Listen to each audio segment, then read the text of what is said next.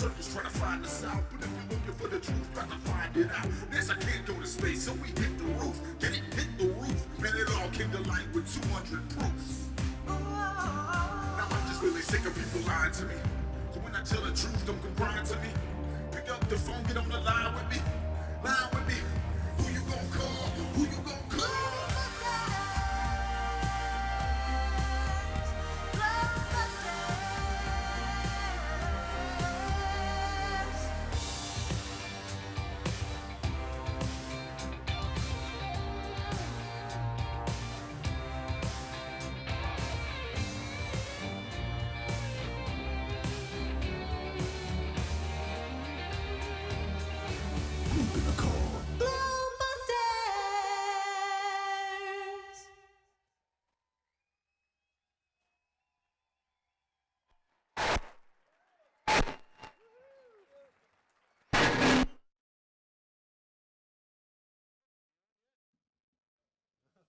Little problems. All right. Oh my goodness. All right. How's everybody doing? Besides your eardrums are bleeding, I understand. All right.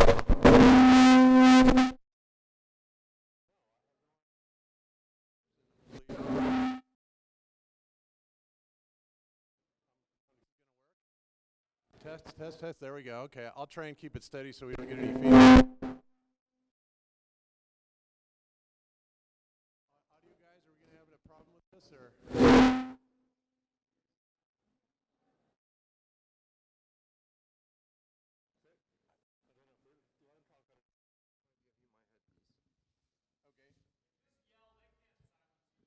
Does anybody have a megaphone? Yeah, I burned out my voice yesterday at the sign meetup. We don't need no stinking microphones. Everybody bring your chairs up closer. Gather round. Hey, this one works. That works fine. Yeah. Hello, hello. Oh, is that one working? How about this one? Oh, this one's working too. Bob, that way you don't have to use a mic. All right, cool. All right, check. Are you hooked in? I think so. I'm hooked in. There, I got you. All right, beautiful. All right, there you go. Take away the defective mic. All right, sorry everybody. Welcome. We are the Globebusters, and we do our shows every Sunday at noon Pacific. And what we are about is we try to, simplify a lot of the things that people find complicated that the mainstream has really, dressed up with mathematics, and it's very complicated for people to understand, and therefore they always will defer to somebody in a white coat that seems to know all the answers, of course. That is why I'm wearing this white coat today, so you better listen to me, all right?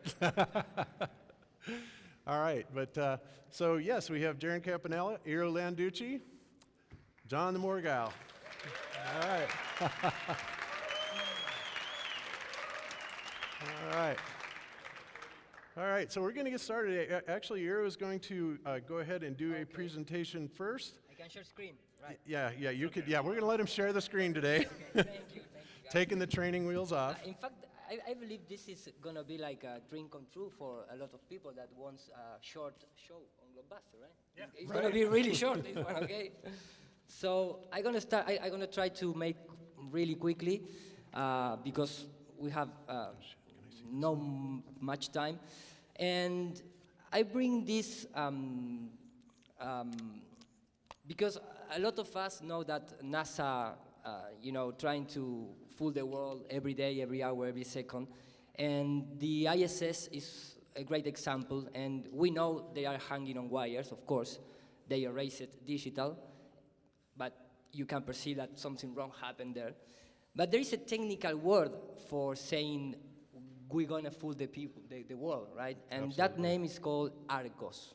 This is a technical name that NASA developed in terms of technical stuff to make that system of hanging on wires and, trying to control the weight of a person to make you believe there is no, gravity involved in that. And I'm going to play a quick clip that, leave the guys from NASA explain better than me. And then we're going to start to, trying to deconstruct what is going on in the ISS. Okay, we sharing? Yep. Is the audio? Do we have audio? We have no audio. Oh, Uh-oh, tech support. Astronauts and perform human testing in a reduced gravity. okay. NASA's Active Response Gravity Offload System, or ARGOS for short, is a robotic system that has been developed at the NASA Johnson Space Center to train astronauts and perform human testing in a reduced gravity environment. The system actively offloads a portion of a person's body weight while tracking the person's motions in both the vertical and horizontal directions. And what it is a robotic technology project that simulates any reduced gravity environment, whether that's Mars, the moon, or even an asteroid, or microgravity like the space station. Or microgravity like the space station. It's basically NASA's anti-gravity room here on the Earth. It's the only facility like it in the world. And we feel that it's the most advanced gravity offload system in the world.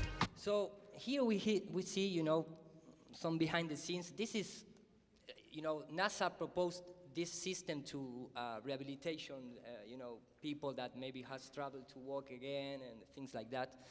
And this is, it's a system like you have a switch, turning on, turning off, reset the motors to, collect again the wires, things like that. And this is official system. Of course, maybe this is not exactly the same that they use in the ISS, but here you can clearly see active response gravity offload system. So that is why we see, a few times the problem that the astronaut is like pulling, like a puppet. Yep. So in the official video of NASA, it's really nice because they ended the video with the phrase of Wernher von Braun, which is said, it will free man from the remaining chains, the chains of gravity, which still tie him to the planet.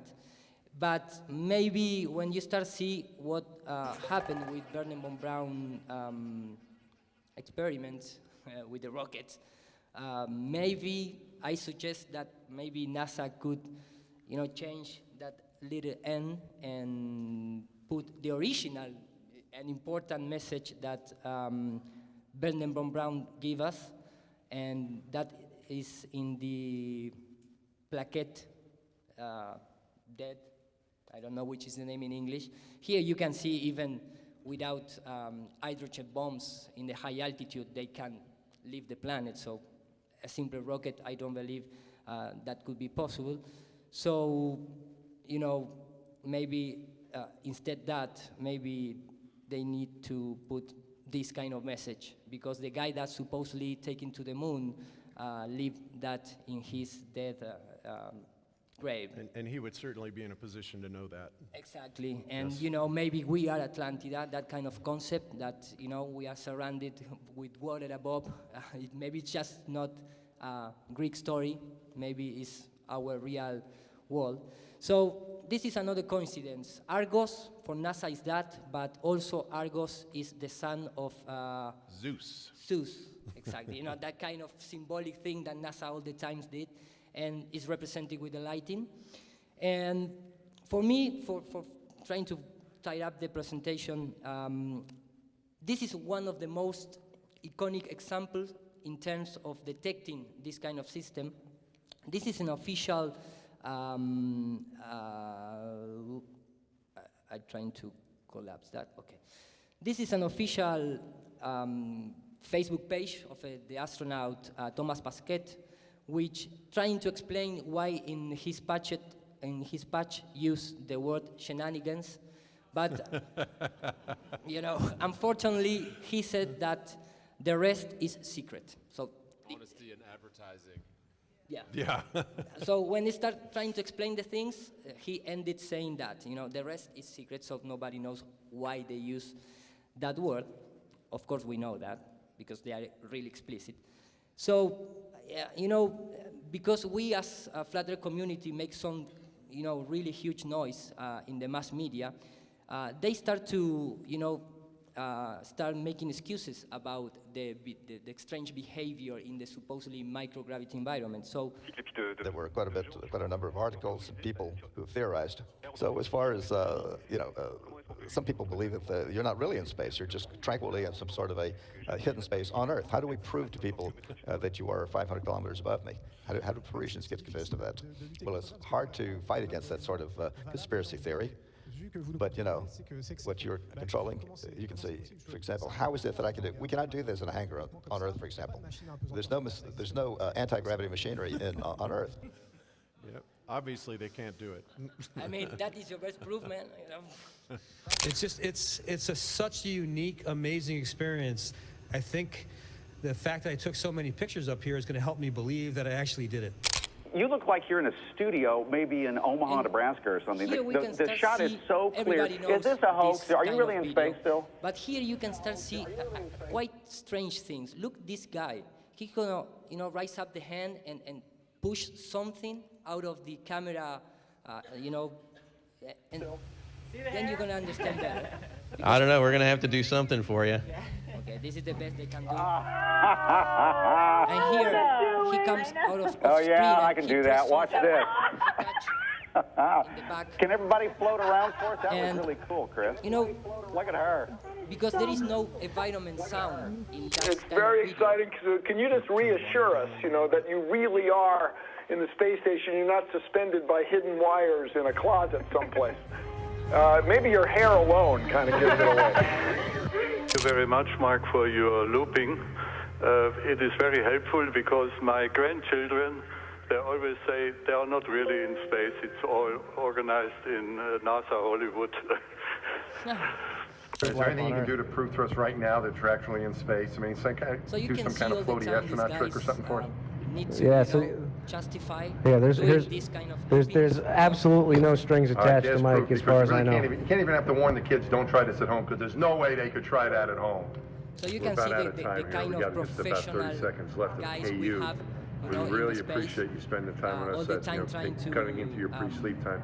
So in the last couple seconds, though, you've done a great job describing astronaut tricks. Some way, I'm going to go to the most important thing here, and this is the most important video, at least for me, to detect this system, because I don't know why the reporter asked to these 5 people, all in really small space, doing this somersault. So they are, like preparing that jump, so this guy is go away really quick to leave some space, and the rest of the guys, they can do what they, used to do. That's certainly not. So you can start see how the arm of this guy is like a, tied up. Yeah, it's tucked into his side. Exactly. Yeah. But the most as important, graceful as it could have been. That's why we usually hesitate to do those. But the most important is certainly the fun Scott to do. Kelly I gotta say, these at guys least you're having some fun up there. You're not going to the Olympics with that. Keep the day jobs, guys, or night jobs on this mission. Okay. So here, Scott Kelly is stuck. I mean, he cannot get back to the original position. And he, he has a smile face, but he's not comfortable. So the guy in the red, he detected that situation. And I said, the first time situation, David, I don't know where you are. This is just one. And so he detected and he made that, hand sign like, okay, I see. Scott Kelly is in trouble. So he's gonna go out of the screen and he's gonna touch a button. But the problem here is that Scott Kelly, he doesn't turn off the mic. So you can clearly hear the system on the roof. That is the really fourth wall in this situation. It's not where is the camera, it's the roof. And you're gonna hear it, the song that reset the system, and you're gonna see an really strange behavior in the cloth of the guy.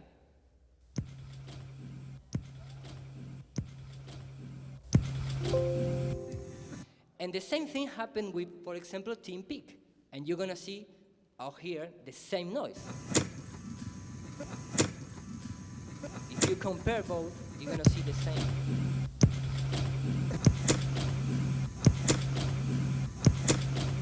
So, I mean, after this, we can do. That was great. Practice makes perfect. Give me another week. I cannot give you a life, man, and then you're still going. And that also was the clip where it originally aired, and Tim Peake was about 3/4 of the way over, and he just drops to the ground, right? Exactly. And then NASA had to go and edit that and re-release it so that he didn't have that severe fall. But NASA's been having some big problems with things falling down in gravity lately. Exactly. And this is a 50-second last video, and I pass the mic, because this is a, new one video out there, and you can clearly see in these screens behind. They do the usually thing that, voice check. Station Houston, are you ready for the event? Are you ready for the event? It's like a call like, is Argos reset? Something like that in real life. So this guy in the back, you can see how he get close to somewhere and he push something and start prepare, to be in the reset position. But when you make zoom to that screen, you're gonna see, or you're gonna understand the strange behavior like that. Hey, it's a black hole there. That's affirmative, Houston, ready for the event. So what he did is, of course, he also had a really bad, green screen. It's like at the level of brown screen, this, because look at that haircut, man, I mean. But when you go to the monitor, you can see the position, and he's touching that. He comes close, he touch, the camera switch to the live view, and that is the pulling into the, the mic hips, into the frame. the hips. So this is the Argos system. In fact, look how all the time he raises up the right hand and touch like a button, all the time. And that is what the other astronauts do also. Every time you see that strange behavior where they act like a puppet, and because they are puppets, I mean, they are hanging on. So I'm gonna leave here so we can, share the time, but you can clearly see every trick that NASA do is come from Hollywood. It's just that. There is no any other secret there. So I'm gonna finish here so you can. All right, no worries. All right. Thank you, guys. Actually, let Jaren have that mic. And you know what? I mean, after trying to debunk, based on real technology, they don't even can erase a diver in the reflection of the glass. So, I mean. Thank you. Thank you, guys. Check. All right. Oh, can we get John's mic hot also, guys? Or you need this one? I was just going to say, only NASA could spend $1 billion on anti-gravity wire harnesses and not get it right. Here, John. That was it. Oh, good. They probably couldn't hear. Okay. No, I just said only NASA could spend $1 billion on anti-gravity wire harnesses and still not get it right. Yeah, you think they'd have noise-free anti-gravity wire harnesses. All right. Okay, cool. So there's a few things obviously we're kind of limited on time today, but there's a few things that we really wanted to share with you that have been really fabulous tools, in our opinion, for showing how well the flat Earth model actually works. And one of them is a website called earth.nullskull.net. How many people are familiar with that website? All right, we got a few. All right, good. So if you are familiar with it, then you will know that the writers of this website mysteriously about a year ago decided to remove the azimuthal equidistant projection from it. And so now all we have is the globe Earth, and then we have the CE projection. And Jaren, you know what these mean, I think, better than I do. But you have the different projections that we can see. And if we look at these different projections, we can also look at air currents, ocean currents, things like this. And as you can see, when you look at these, the currents are all kind of scrambled around. There's no rhyme or reason or anything like that to them. And it's just kind of a jumbled mess. So that we're looking at the ocean currents there. So let's take a look at, I guess this is the chemical particulates. Okay. And again, they're all kind of, jumbling around. They don't make a whole lot of sense. They're not very coherent. So now what we're going to do is I'm going to show you something. And Jaren, if you have anything to say, just go ahead and jump right in on it. Yeah, no, I mean, this was pretty interesting the way it went down, because at first this was a great tool for everyone to see exactly the harmony that exists within the depiction of the flat Earth, and with the waves and the surface winds and Do we have a video to show what it? We do. Yeah. So this here you'll see starts to make a little bit more sense. I'm sorry. No problem. Get the right one. Here There we you go. So this is an awesome picture to show people exactly what's happening with the different surface winds, etc. And what happened was, the very first thing that happened, when you went to that site, they took away the North Pole polar projection and made it a South Pole polar projection. Well, a lot of people, myself included, emailed the creator of the site and said, why did you change it from a North Pole projection to a Southern? And he said, well, I don't want anybody thinking there's anything important about the North Pole. So I said, well, now people will think there's something important about the South Pole, so what difference does it make which one is on there when you get there? But that was fine. You could still just click a button and put it right back to the North Polar projection. The next thing that happened was you go to the site and you could no longer click the azimuthal equidistant map at all, but it still had a little AE at the bottom. But we emailed him and he said, oh, there's a bug in the system. Well, through some people who know computers really well who were able to check the code, they said, no, there's no bug. He's removed it. He's turned it off. And within a week or two later after that, the AE map completely was removed. So when you have a map like that makes sense, that's coherent, that starts to explain the world in a understandable manner, and somebody completely takes it away from you, you have to think that there's a reason for that. And why hasn't it returned? It was a useful tool, but I think it got a little too close to home, and they told them to take it down.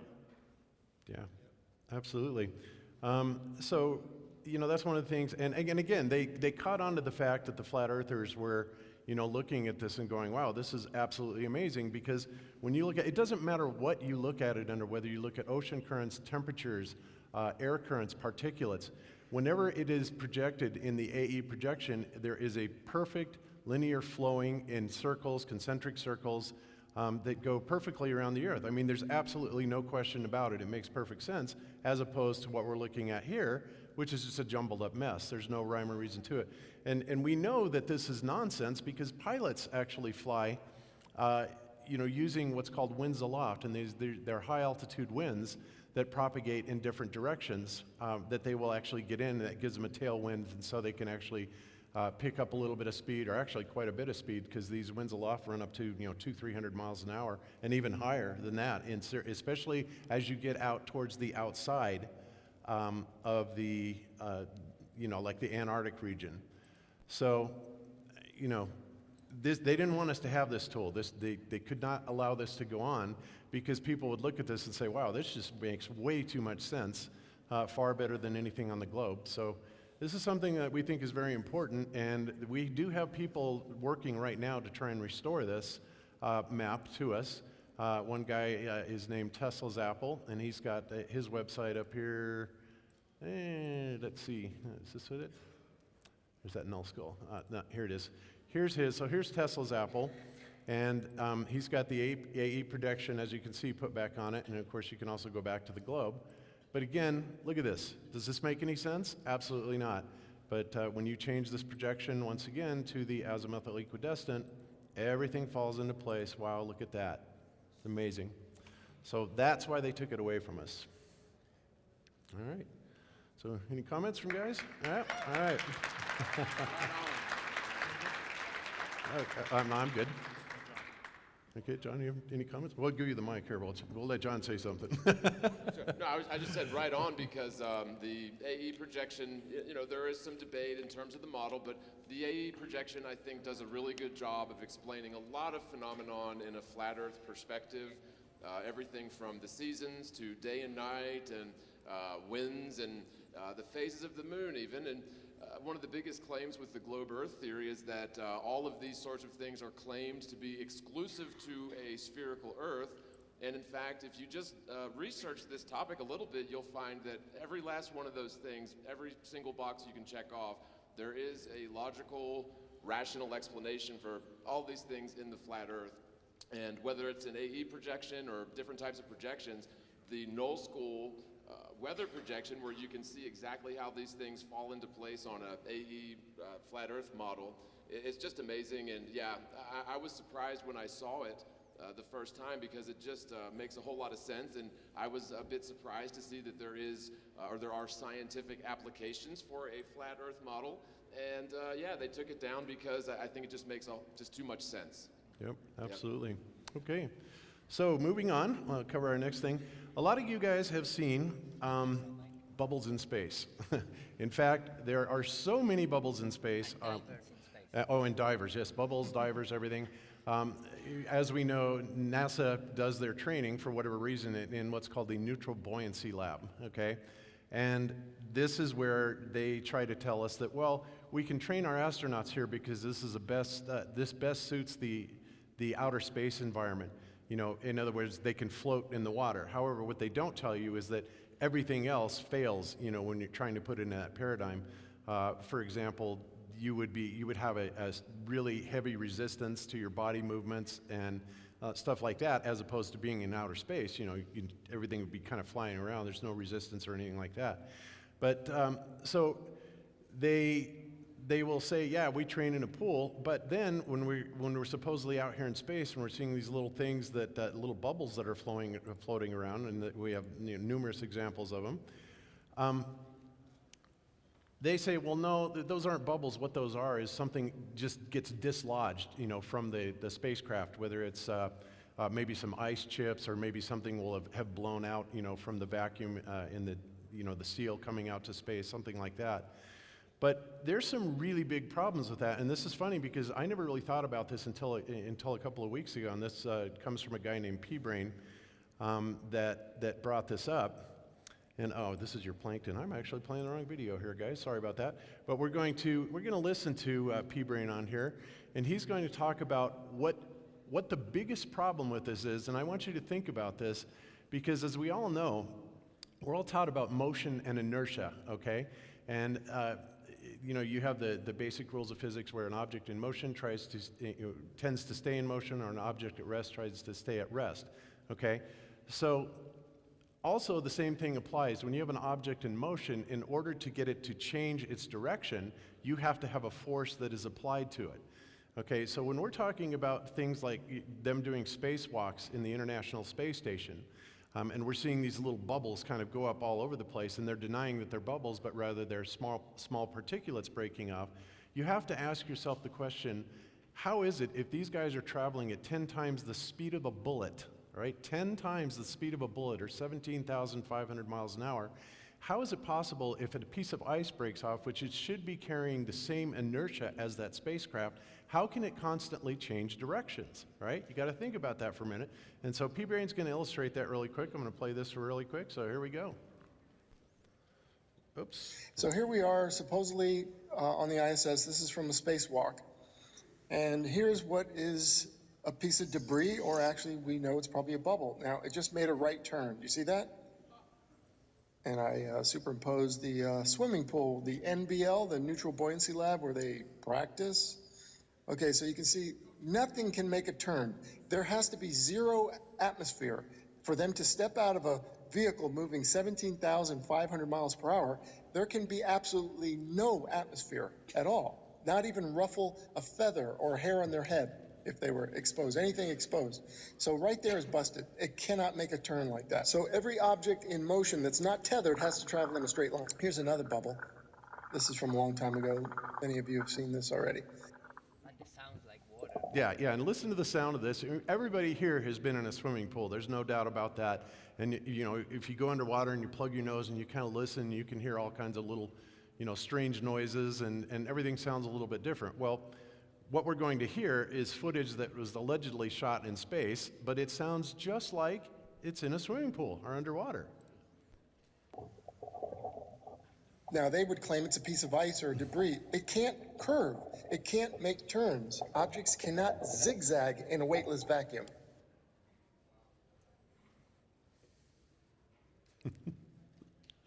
There it goes, and it's just going to change directions all over the place. That violates every law of physics that we know of, guys. That cannot happen. The only explanation for it is that is an air bubble, and they are in the Neutral Buoyancy Lab, and they're simply applying a CGI backdrop to what they're doing.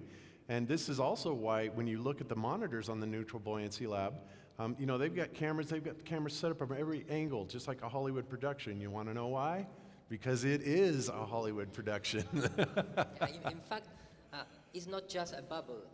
And then here's underwater. Whoops, sorry.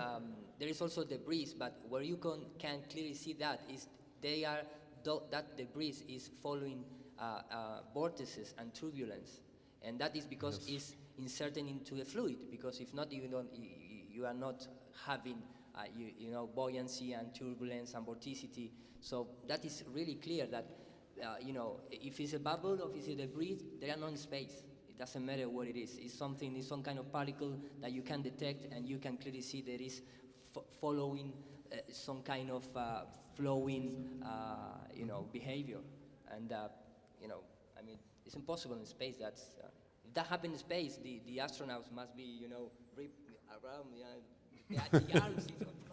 Yeah, and then on top of that, you've got NASA, who's got every excuse in the book because they're the only ones in charge of space. So when you bring that up, somebody can just say, oh, well, there was an RCS thruster that went off at the same time that blew it in another direction. And that's where you get stuck, because if they can answer everything with just one of their excuses, you're never going to get through to anybody. That's why it's important to find out if somebody believes if we landed on the moon before you try and present some of this information to them. Because if they believe we went to the moon, then they're going to believe that it was a RCS thruster that blew that paint chip in the wrong direction. 3 times. 4 times. 4 times. Okay. And John wants to say something real quick. Go, John. Well, and I was just going to say, if we find one single instance where we can verify an air bubble in space or a paint chip or whatever that's making 90-degree turns in space, that discredits everything that NASA does. Because if NASA was up there doing honest science, they wouldn't have to fake anything. And so I was looking into the moon landing hoax long before I ever looked into flat Earth, and it's pretty convincing that NASA is faking everything. But when you see things like scuba divers in space or air bubbles in space, even one single time, then you cannot go on trusting NASA or any of their satellite images because, in fact, they are not up there doing honest science. They're up there deceiving the world. So, yeah. Yep. All right, cool. All right, so moving on, we're going to talk a little bit about something that's called the inverse square law, okay? And the inverse square law is really applicable to a lot of things that we work with today. RF signals, magnetic variables. It basically deals with field strengths of either light, magnetism, radio waves, stuff like that. And what it is, we'll just read it from Wiki here. It says the inverse square law in physics is any physical law stating that a specified physical quantity or intensity is inversely proportional to the square of the distance. Meaning that, we have a source point here, and as we go out, each step that we put out, we double the distance, then we're going to we're going to be inverse of that distance as far as its field strength decreasing, okay? So, and the reason for that is easy to visualize here, because basically, if you're projecting out from a source point, you have got, think of it as maybe a water spraying out of a nozzle. The more it disperses, the less intense it's going to be, the less quantity that's going to be there to actually cover things, and it gets weaker and weaker and weaker as it goes out. So we made a point last year, actually, in Raleigh, and this was kind of refuted by an astronomer who is here tonight, but I want you guys to think about something, and then I'll kind of explain the other side of this, but we are told that Polaris, first of all, is 400 and, let's see, 430 light, I was back here, huh? No, I was over here. 434 light years away. Now this is direct from Google and it's direct from Wiki and space.com, which is NASA. So apparently NASA needs to update their webpage on this, but whatever, it's kind of irrelevant, really. But they tell us that Polaris, for example, is 434 light years away, okay? So we're going to, first of all, do a little bit of comparison, of our own sun, and I want you guys to think about these angular diameters, okay? So we've got some pictures here. Oops, where is it? Wow, I'm really disorganized today. Sorry, guys, I'll find it. Anyway, what you guys need to remember is the sun gives a diameter of 865,000 miles across, okay? And it is supposedly at 93 million miles away. And that 93 million miles away actually equates to 8.3 light minutes, okay? So By the time that it gets here, 8 light minutes later, we look up in the sky and it has an angular diameter, an angular size of just slightly over 1/2 of a degree, right? So if you're playing Frisbee with somebody and throwing this Frisbee back and forth and it gets about, I don't know, 100 feet from you or something like that, or 80 feet, you see it up there and that's about the same size as the sun. So, but astronomers want to say, well, it's 0.53 degrees. So we'll go with that, all right? And that's in 8 light minutes. Now, as we know, if we consult Wiki here and we just ask these questions, and I'm not going to make you go through the math, but there's a simple rule of thumb. Here we're looking at Quora, and Quora says, if we were to move half the distance to the sun, would it look twice as big? Well, the answer to that, as explained in here, is absolutely yes, it would. Conversely, if you move twice the distance away from the sun, it will look half as big instead of twice as big, right? So you kind of get the idea of what's going on here. So think about the sun. If we take this from 8.3 light minutes and we double that distance, all right, and we're talking about a 1/2 degree of angular size, and we double that distance, now we're going to be at 186 million miles away, and that is now going to go down to about 1/4 of a degree, right? And then if we double that again, it's going to go down to 1/8, and double it again, 1/16 of a degree. And before really, by the time you get to about a light hour away, that sun is going to be so teeny tiny that it's going to be very, very difficult to see. And in addition to this, the brightness is also going to diminish at the same type of rate, okay? It's going to become 1/2 as bright, 1/4 as bright, 1/8 as bright, stuff like that. And we actually have some pictures that is brought to us by one of the main astronomy systems. It says, here's what the sun looks like from every planet in our solar system. So here we are at, I got to put on my glasses to see this. Yeah, the sun is seen from one of the moons in Uranus, okay? It's a picture of Uranus. Yeah, a picture, yeah, of course, yeah. An image, right? So here we are at Mercury, right? And look, the sun looks pretty big at Mercury, right? It's pretty close. Then, now we're looking at Venus. Look at the storm.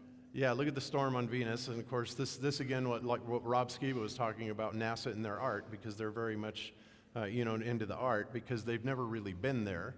So they can't actually really take pictures. Of course, here we have sun from Earth, and now they're showing it as an eclipse to tell you that the sun and the moon are the same size in the sky, the same angular size. Of course, their excuse is that the sun is 400 times further away, but it's also 400 times larger coincidentally, so they appear to be exactly the same size. Yeah, amazing coincidence, right? Now we're going to look at it from Mars, and as you can see, it's gotten quite a bit smaller. Okay, and we're going to go out to Jupiter, and it's getting even smaller, but it's not getting as small as it actually should be, but that's okay. We'll cut them a little slack because we're still way under a light hour. Okay, now we're looking at it from Saturn. Way down here, it's almost not even visible, right? And here it is at Uranus. Now they're starting to fudge a little bit here at Uranus because this is a 2.88 billion kilometers or 1.79 billion miles, and it's actually starting to get a little bit bigger. So methinks that NASA's maybe fudging on this a little bit. And here we are at Neptune. It gets even bigger yet. And then at Pluto, it's somewhere about the size that it was maybe at Jupiter or Saturn, right? So they're fudging, but because they can't logically keep reducing the size, because they know full well that if they do, before it even gets out of our solar system, the view of the sun is going to be absolutely minuscule. And we're talking maybe a few light hours to the edge of our solar system. Now, think about Polaris, which is supposedly about 43 times larger than our sun, which is, okay, whatever, no big deal. But it's not a light hour away, it's not a light week away or a month. We're talking about 434 light years away. Now, admittedly, astronomers in their infinite wisdom, because astronomy is basically a pseudoscience, and I've covered that many times on Globebusters, but I don't regard astronomy as a science at all. It really is something you really can't experiment with. It's entirely mathematically based. And it's just, it's a load of nonsense, basically. But getting beyond that, when you get out to these distances and you realize that the angular size as well as the diminishment from the inverse square law of light, there is no way that we would be able to see anything beyond maybe a light day. It just doesn't add up. I mean, and they compensate by saying, well, some of these stars are huge. They're 100 million times the size of our sun. But even that doesn't stand up when you're talking about distances of, just a Polaris is 450 light years. There are things that they are supposedly analyzing that are over billions of light years away, hundreds of millions to billions of light years. So that's what we're trying to say is, allegedly, that we're trying to appeal to your sense, your common sense here. This doesn't make any sense. And, astronomers, what they'll do is they are trained to make Earth-based observations, right? So they'll say, well, this star is this magnitude, or this planet is this magnitude, and they've got it all sized out, and they do all of their math based on what they can observe from Earth. But when you throw a problem like this at them, because of the fact that they have no clue even how far these distances are, they can only say, well, we have to work backwards from these mathematics, which simply is ridiculous. That doesn't reflect reality at all. And beyond that, we've also found out that they have recently revised this 434 light years away. Now space.com comes out and says, whoa, gee, the North Star is closer than we thought. It's actually 323 light years away, right? So here's the funny part about this. Polaris is what astronomers called a Cepheid variable star, okay, a pulsating star used by scientists to measure distances in space. Astronomers can measure the distance to a Cepheid variable by studying how it changes in brightness over time. Since Polaris is the nearest Cepheid variable star to our solar system, an accurate distance to the star could serve as a benchmark for measurements of other Cepheids used to determine the scale of the universe. So what they're saying here is that they're using these stars like Polaris and other stars as absolute benchmarks to tell you where Andromeda is and all these other stars, and they don't even have a clue within 30%. Now they're just revising this and saying, oh, geez, we were wrong. We missed it by how many trillion miles? It was like something 200 something. Yeah, just a tiny bit. And we've all heard Michio Kaku talk about, our cosmology is off by a factor of 10 to the 120th, right? Well, as Rob Skiba said this morning, well, get it down to, maybe 10 to the 20th, 20 zeros after, and then come and talk to us, right? Absolutely ridiculous, that they make these assumptions. So just, think about that. How could we possibly see any of it? And something funny also is when you start studying the history about who measured the distance to the sun, of course you have involved a Jesuit called Maximilian Hell, like the maximum hell, that kind of nice name they select. And even Wikipedia talks about that guy takes 1 year to present the results, and the colleagues say that you are falsifying the results. But Wikipedia said no, because as we know, as a good Jesuit, he took the time to make the thing right. And that is official, write it down into the text, history textbooks. So, who measured the distance to the sun? Nobody, because it was in the centuries, in the 16th, 17th centuries, using no clocks, involving like 10 positions in the world without any communications, and it's impossible. In fact, they assume that they make it by the transit of Venus, and they assume that Venus is like our twin planet and has, some kind of size, supposedly that as we have. In the 60th centuries, 70th centuries.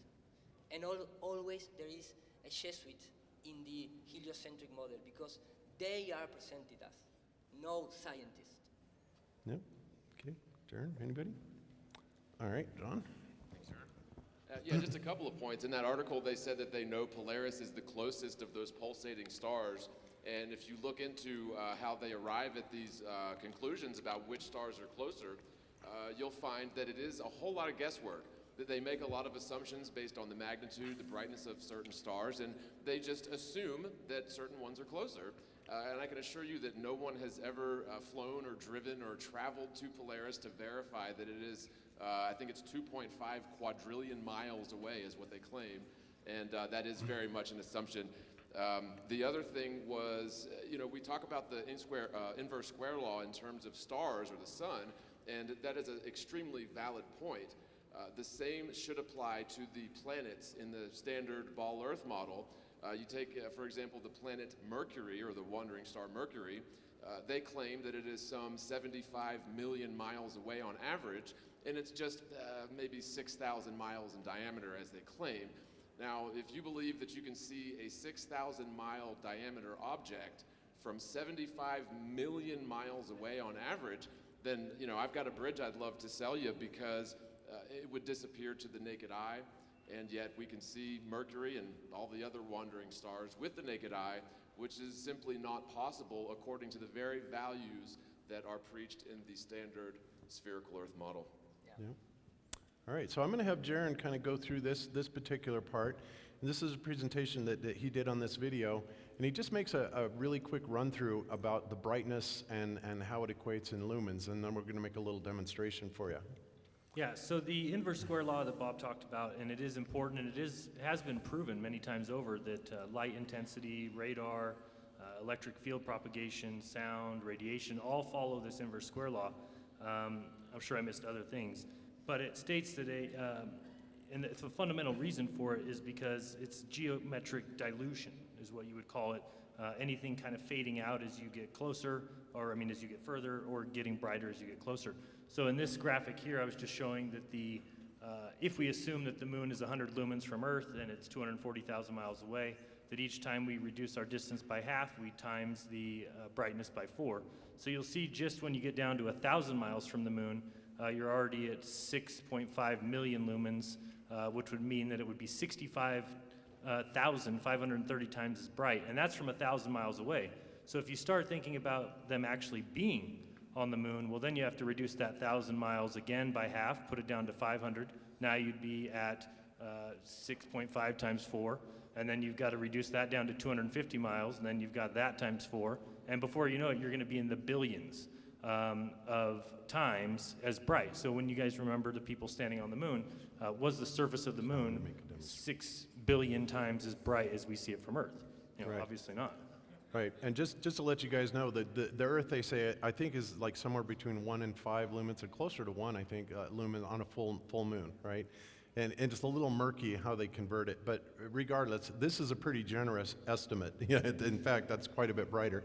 Right. So to kind of make a point here about that, I have here, I call this my portable sun, and this flashlight has an output of 6,500 lumens, 6,500 lumens, okay? Now, if we follow this out and we do the math and we follow it to its logical conclusion, then the astronauts standing at well, let's just say 1 meter. Yeah, the astronauts at 1 meter would have been subject to a brightness. Oops. Is that it? There we go. 10 times brighter than this. All right? 10 times brighter than this. Yeah. At 1 meter, and that's if you're 1 meter away from this thing, right, in front of your face. I'm projecting this out over the audience. It's ridiculous. And yet, here's the actual picture from Apollo 17, yes? Taken from 800 miles away from the moon. Does that look even remotely like that could be true? Now, of course, a lot of people say, oh, they shut down the f-stop and closed down the aperture. Yeah, right, whatever. But, that's for you guys to determine. Another thing that a lot of people don't recognize that I think is important, and it's something that we need to harp on a little bit more. Everything follows the inverse square law. We just realized that. Light propagation, radar, everything sound, right? So did you know that the curve calculator that we're being used, the amount of hidden feet when you're looking over a certain distance follows the inverse square law? So imagine that. So it's just the reduction of light. It's the delusion of what you're looking at is what they're calling curvature. So when you hear a lot of us say that they stole perspective and called it curvature, that's the absolute truth. Because if you take 30 miles distant and there's something that's 600 feet is supposed to be hidden, well, just double that distance to 60 miles and all of a sudden it's times 4. 2,400 feet is hidden. Double that again, distance from 60 miles to 120, all of a sudden it's 9,600 feet that's hidden. So it's the exact same thing as light propagation, as a spray can. If I spray paint a piece of paper that's a distance away, the light that goes out, it spreads out, just like the light that we see from something far in the distance. And it's certainly interesting that it follows the exact same law as light, as radiation, as magnetics, as electric. Yes. And but they say, no, it's because of the curvature of the Earth. but that's not the cause of the other ones. And all of this has a mathematical root, by the way, of 0.666. You know, so what, 8 inches per mile squared, 8 inches is 0.666 of a foot. And that, you know, that's basically what our entire cosmology is built on. In addition to, it relates directly back to the specifications of the human eye and what we're seeing. And perspective, guys, has everything to do with what we see. And that's something that they really kind of want to shy away from in teaching us. Right, and an easier way to look at it too is, you know, just like you said, 8 inches per mile. Well, we all know that 2 miles is what? 8 times 4, 32 inches. So if you want to know 4 miles, it would be 32 times 4. And it puts you at the one, whatever that would be, 28, which would be 10 feet, which is exactly what 4 miles is. So it's crazy that everything that we see follows this inverse square law, but they tell you that the reason that, they don't mention that when they're talking curvature, do they? They just tell you 8 inches per mile squared. That's how much things are hidden, when it's just the reverse of the inverse square law. Yep. All right, and finally to close out, because we are at the end of our time, I want to show you one thing. Of course, as Rob Skiba pointed out, and you'll hear many other speakers talk about, you know, this 666 is embedded in everything. We see it in the Bible. It's literally everywhere in everything that NASA does, including in NASA's name itself, and we're going to show you this. And I want to remind you that the Luciferian process is to flip things upside down and turn them around. So we're going to look at some numerology, and we're going to look at NASA and close out with this. So take a look at this. And lastly, if you're into gematria, you might want to take a look at the reverse ordinal system, which is simply A through Z, but the numbers go backwards. If you take the name National Aeronautics and Space Administration, go ahead and put a number to each of those, and when you do, and you add them all up, you get, surprise, 666. All right, guys. So there you have it. Thank you so much for joining us. We are the Globe Busters. Thank you much. All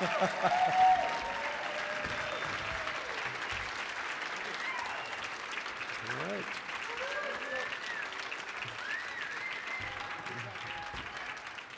All right. Excellent. Thank you. Oh, yeah, steal my mic. Oh, here, take it off. Here's the wire. Okay. Pull some hair out well at it. Yeah, rip my hair out. Doink. Give me another ball spot. Yeah. There's a divot. And you're not even on the golf course. Okay. Cool. Thanks, brother. Good job. Thanks. Give it up for Globe Busters again. Yoo-hoo! Iru, John, Jaron, Bob, thank you guys so much. You guys need like 3 hours. Yeah. Hey, real quick, we're gonna, you guys need 5 minutes to stand up and stretch a little bit? Or do you guys want to keep going? Keep on going. Now, I'm gonna let the room decide, seriously, because we're behind, so let me know. What do you want to do? Go? You guys ready for Zen Garcia? All right. The question is Zen ready for you? And I think he is. Johnny, is Zen ready? Yeah, I just need my crew to... Yep, we're gonna do some stuff real quick here. Take 5 minutes just to stand up and stretch your legs so we can get this kind of taken care of for Zen, and then we're gonna bring him up right away. We won't do a long break. We're gonna keep on going. If you see somebody, if you go to the bathroom, just make it quick. And we're gonna continue on Zen Garcia coming up next here at Flat Earth International Conference 2018. All right, is everybody back in? Everybody ready? Because I know Zen is. And his lovely assistant? Carol. Carol. Everybody say hi, Carol. For those of you that know our next guest here, obviously, he has been doing all kinds of research all over the place, huh, Zen? Just a little bit? Just a little. Last year, after the conference was over, I know Robbie and I had talked, and I know Zen had talked with Robbie, and there was we finally, guess, well, here he is. You got to make it. So this is a wonderful thing. So we wanted to, first of all, say thanks again to everybody for being here and understanding we're running a little bit behind. Those of you watching on the live stream, we apologize. It is what it is. It's a conference, and there's a lot of information that needs to be out there, and we don't want to cut anybody short, and we kind of got a late start. So without me even talking more about being late and making us later, I'm going to go ahead and bring Zen up if the microphone's working. Is the mic working? If not, I'm going to give him my pack. Can everybody hear me okay? No. I'm going to give him my pack. Please, while you guys are clapping, I'm going to take my mic off and slap it on Zen's head here. Give Zen Garcia a very warm welcome.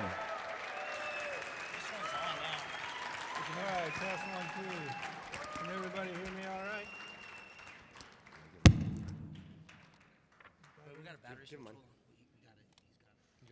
I'm just gonna give mine. Okay. Come around, Zen. Sure. Sorry, Zen. I'm pulling your hair. Oh, you're good. All right. Everybody can hear me all right? Excellent. Thank you. Yeah, thanks, fellas. I appreciate all of you being here. It's a great honor to be here with all of you as well and to be part of the speakers and presenters. It's been a long journey. The last 3 years has been incredible for this particular topic. And want to also thank Robbie Davidson and all his efforts to bring this to light with regard to the mainstream. And it's forcing everybody to reconsider what we have been indoctrinated into, what we've been taught with regard to the Copernican heliocentric system.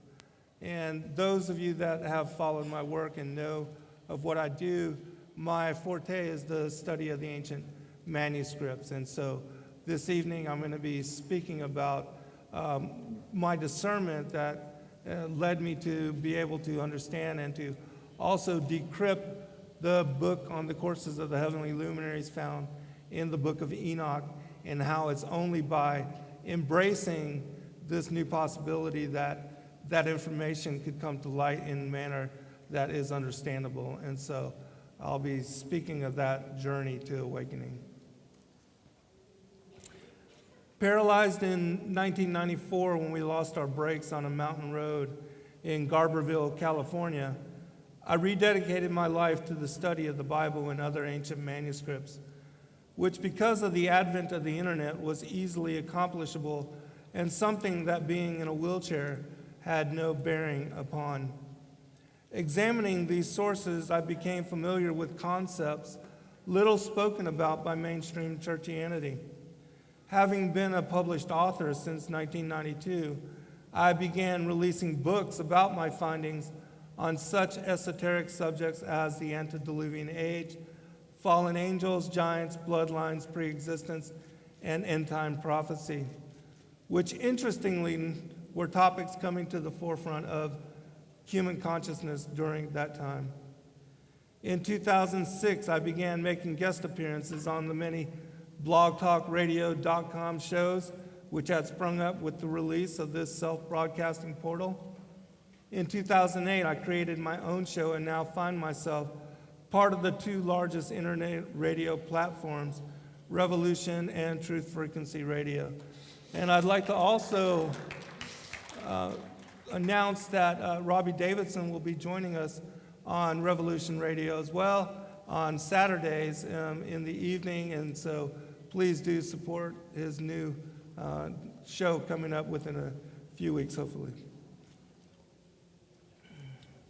At beginning of 2015, one of my co-hosts, the hijacker, calling into my show began imploring me to examine flat Earth as topic. Having taken 3 years of astronomy as my science in college and believing this topic lunacy, historically settled, and a complete waste of time, I refused.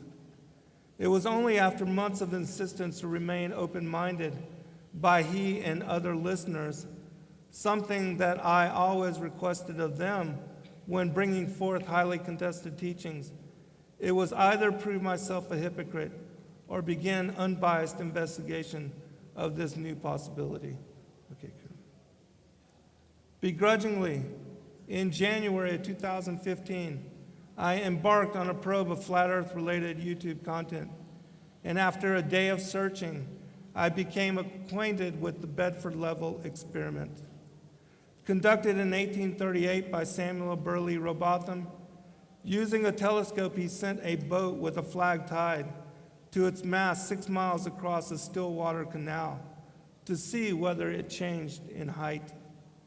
A knowledgeable mathematician, he figured out that given the accepted circumference of a spherical Earth, the top of the mast should have been some 11 feet below his line of sight. In 1849, publishing Zetetic Astronomy under the pseudonym Parallax, he reported, if the Earth is a globe and is 25,000 English statute miles in circumference, The surface of all standing water must have a certain degree of convexity. Every part must be an arc of a circle. From the summit of any such arc, there will exist a curvature or declination of 8 inches in the first statute mile. In the second mile, the fall will be 32 inches. In the third mile, 72 inches, or 6 feet, as shown in the following diagram. After the first few miles, the curvature would be so great that no difficulty could exist in detecting either its actual existence or its proportion. In the county of Cambridge, there is an artificial river or canal called the Old Bedford. It is upwards of 20 miles in length, and it passes in a straight line through that part of the fens called the Bedford Level. The water is nearly stationary, often completely so, and throughout its entire length has no interruption from locks or water gates of any kind, so that it is in every respect well adapted for ascertaining whether any or what amount of convexity really exists. Robotham, like us, those of us gathered here, investigated whether there was any truth to the existence of curvature. And like us, was led to the realization that Earth has no rotundity to its form. This fact is one that anyone, anywhere can visually affirm for themselves. Landmarks such as lighthouses, islands, monuments, statues, cityscapes can verifiably be seen beyond the scientifically accepted formula for determining the so-called sphericity of the Earth. Even the natural properties of and physics of water negate impossibility that oceans could adhere to a ball or settle out in curved form. Other 19th century experiments, like Michelson-Morley, proved the Earth was not moving at any rate of speed. Michelson-Gale, that the ether moved independently of it. Sagnac, that the ether slowed light passing through it.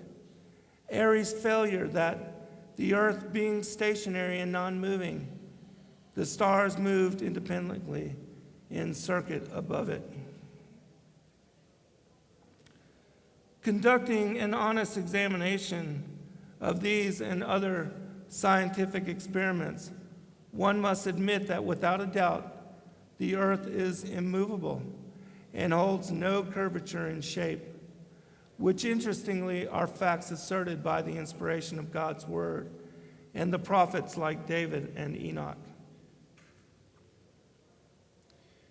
An avid student of the ancient accounts, my first thought when considering the feasibility of the Earth being flat was to re-examine Enoch's book on the courses of the heavenly luminaries, a text which, even though I had read numerous times, was never able to comprehend. Reviewing it in new perspective, I was mind-blown to discover that what the Most High God was revealing to me about cosmology, Enoch had encoded 2,000 plus years ago in Revelation for, quote, a generation which is to succeed at a distant period.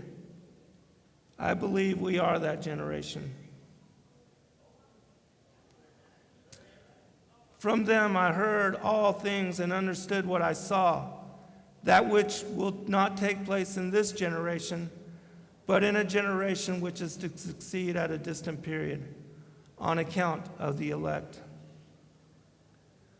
The knowledge I will present here tonight has, for the last 500 years of accepted heliocentric ideology, been lost as riddle. Everyone born into the world, which since the time of Copernicus, is it falling out? Okay. Has been indoctrinated into a system of belief which has no basis in reality. Identifying the enormity of this epiphany, I began chronicling in disclosure what became my 9th, 10th, and 14th books. In June 2015, I released The Flat Earth as Key to Decrypt the Book of Enoch, which in portion will be some of the information that I present here. In August of 2016, I followed up that release with the firmament, vaulted dome of the earth.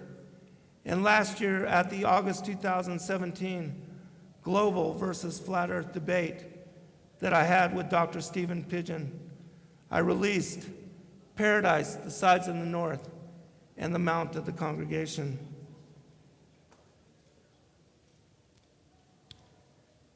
In 4 years, I've published 1,500 plus pages detailing my journey to this awakening.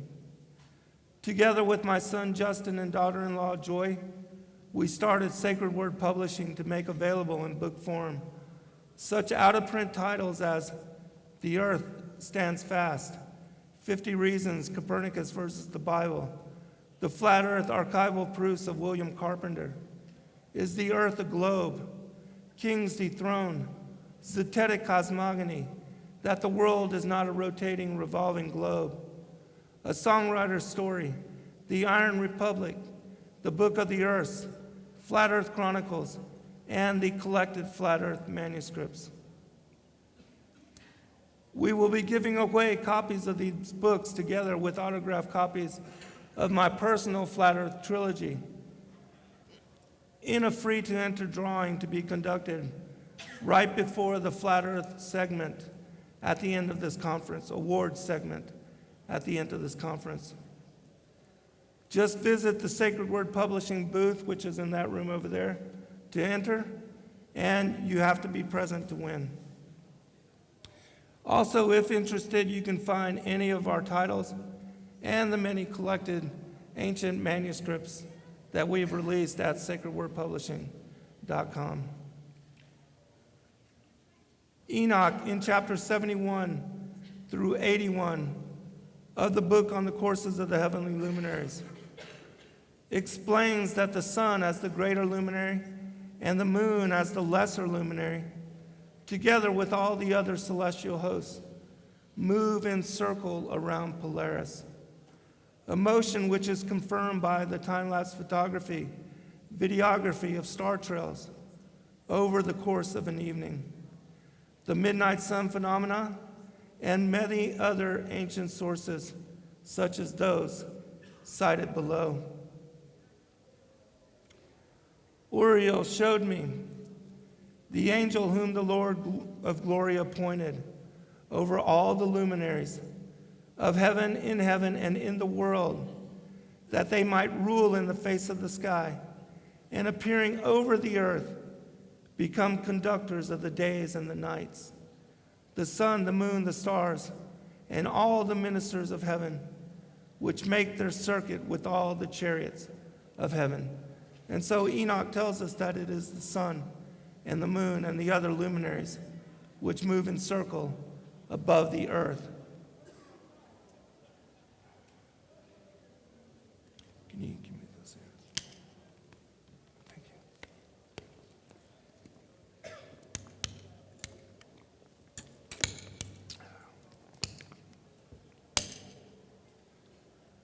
The following two verses are key to understanding what Enoch details as circuit for the celestial hosts. Only by applying the description of these motions, you can turn.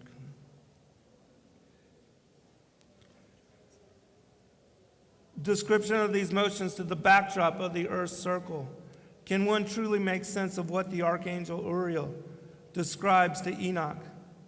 Attempting to filter these passages through the heliocentric model for world, these passages remain inexplicably incomprehensible. The next one. You're fine. Oh, wait. No, not yet. The sun sets in heaven, and returning by the north to proceed towards the east is conducted so as to enter by that gate and illuminate the face of heaven.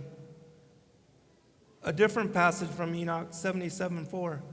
They enter into the west gate, circuit by the north, and through the eastern gate go forth over the face of heaven. So Enoch tells us that the luminaries are moving from east to west and then north to east. When understanding that, you know that it is in a circle that he is specifying that these motions take place. And so, comprehending that and making sense of that, I applied all the rest of the motions that he describes in these chapters to the backdrop of the earth as a clock's face. And that applying these motions in that manner to this movement, the whole book of Enoch comes to life in manner that has been hidden for 500 years.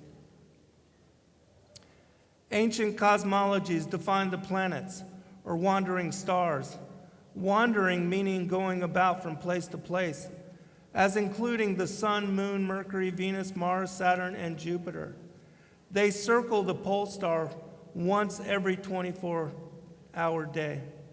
As the central pivot for the circular arrangement of all the other stars, Polaris has been for thousands of years utilized by navigators of former times to determine true north, it being the one fixed and non-moving star that all of the other luminaries move and circle around. An impossible feat in a universe where the Earth simultaneously orbits the sun at 1,037 miles per hour, as the so-called solar system orbits the Milky Way at 558,000 miles per hour, and the Milky Way galaxy revolves around some grand universal center at an astounding 1,342 miles per hour. It's okay. Oh, okay. With the compounding effect of all these motions, the stars could never remain in a consistent pattern of orientation. And yet, this is the case. That's good. Yes. Accepting that the sun is in motion and not the earth, it makes sense why Joshua, given power to stop in motion the sun and the moon when elongating the day. For if it were the earth spinning which caused the sun to rise and set in perspective, as heliocentrists believe, Yahuwah would have given power to Joshua over the earth and the moon instead of the sun and the moon. Heliocentrists cannot resolve the occurrence of this biblical story or the occurrence of the sun going back 10 degrees on the sundial in Isaiah and 2 Kings.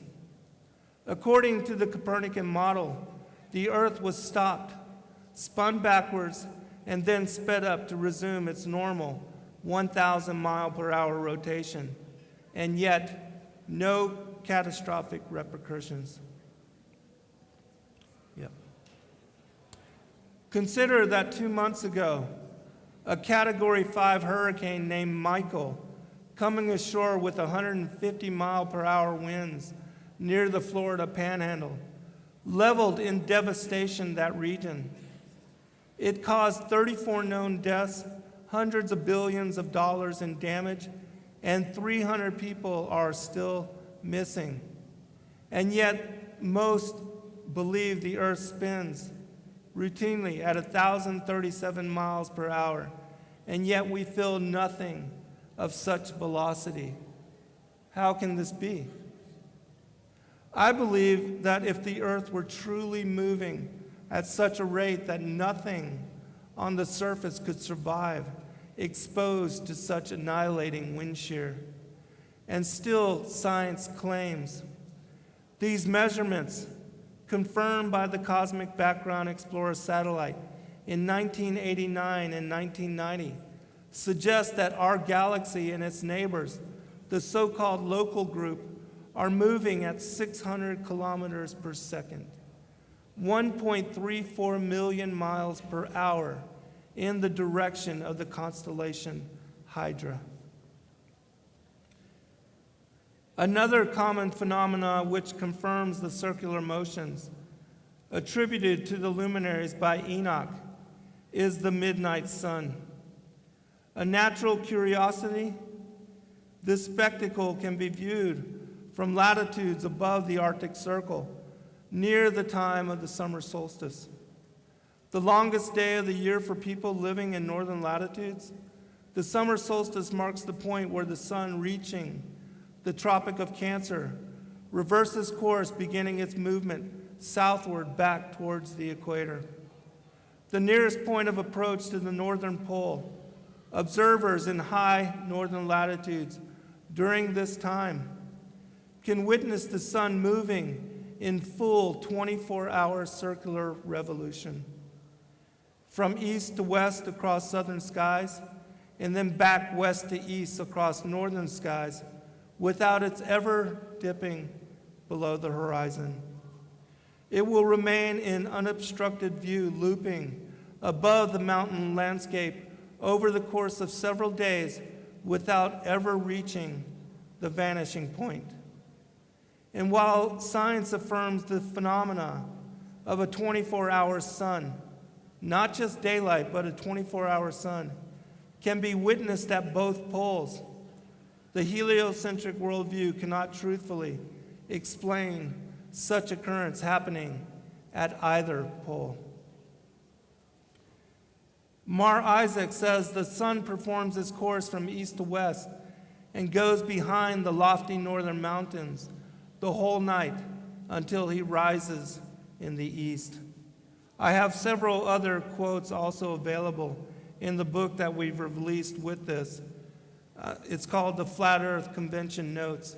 And I basically took 130 pages of material that I wanted to present on and condensed into 45 minutes. And so you can imagine that a lot of that is not present here. But if you're interested in all the schematics, the diagrams, and the ancient sources that I quote to confirm this information, you can find it in that particular book, along with 60 pages of photographs that Laura Lawson took of last year's Flat Earth Conference. And so do check that out, because I know she promised many of you that the photos would be used for a book, and they indeed were. Even the Hebrew word for sun, shemesh, derived from the verb shamash, means to run hastily or move very fast, implying again that it is the sun which is in motion and not the earth. The sun moves in a spiral line or winding like a screw around the earth, southward from June till December and northward from December till June. He therefore daily stays behind the stars about 4 minutes, thus marching through all the stars within a year. The Hebrew word for sun is shemesh, and he is called thus because of his swift motion. The verb shamash means to run hastily, to move very fast. You can find that in the 50 Reasons, Copernicus, or the Bible.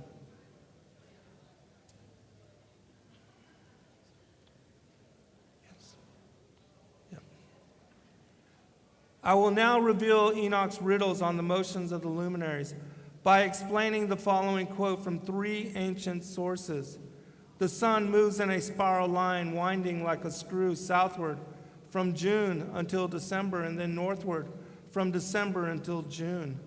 I will confirm and explain this pattern of motion, and because the Bible says, out of the mouths of 2 or 3 witnesses, the truth shall be established, I believe that these 3 ancient sources are relevant for confirming Enoch's testimony. Called the analemma, the visual pattern verifies that the sun, when moving through the Enochian gates over the course of the year, speeds up as it moves towards the Tropic of Capricorn and slows down as it moves towards the Tropic of Cancer to maintain equilibrium in revolution with a 24-hour day. This change in velocity is why we see in this circular portion of the analemma, corresponding to spring and summer, is smaller than the circle which corresponds to fall and winter. This adjustment is cited in the Vedic cosmology. The sun passing through the north, through the south, or crossing the equator is known differently depending its slowness, swiftness, or equality of movement In its rising and setting or staying up in different positions, it is making long, short, or equally long days, while it is ordained and moves through the different signs of the zodiac. I'll begin with the Targum version of Ecclesiastes 1 through 3 and 6. As the original interpretation of this King James passage has been lost in translation. Especially notice that the motion attributed to the wind in verse 6 is in the older renditions connected to the continual motion of the sun. When understood, Solomon in these two verses is referencing the same seasonal movements of the sun's transit back and forth between the tropics as visually presented in the Analema.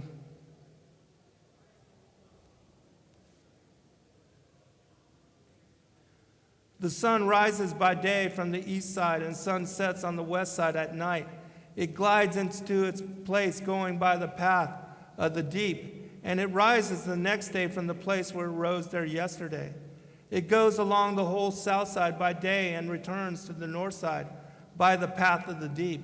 Round and round it goes to the wind of the northern side at the period of the Nisan and Tammuz, the vernal equinox and the summer solstice.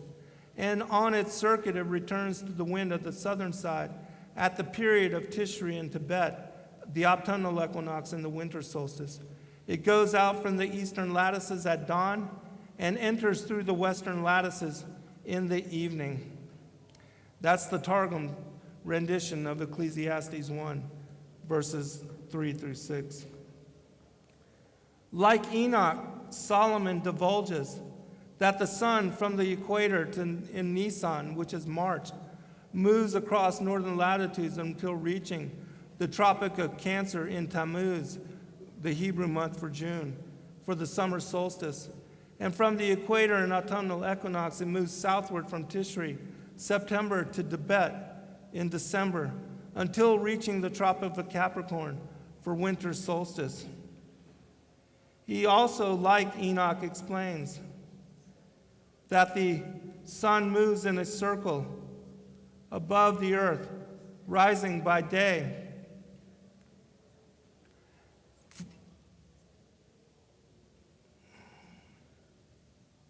Rising by day from the east side and setting on the west side, illuminates the portion of the earth which had been in darkness 12 hours prior.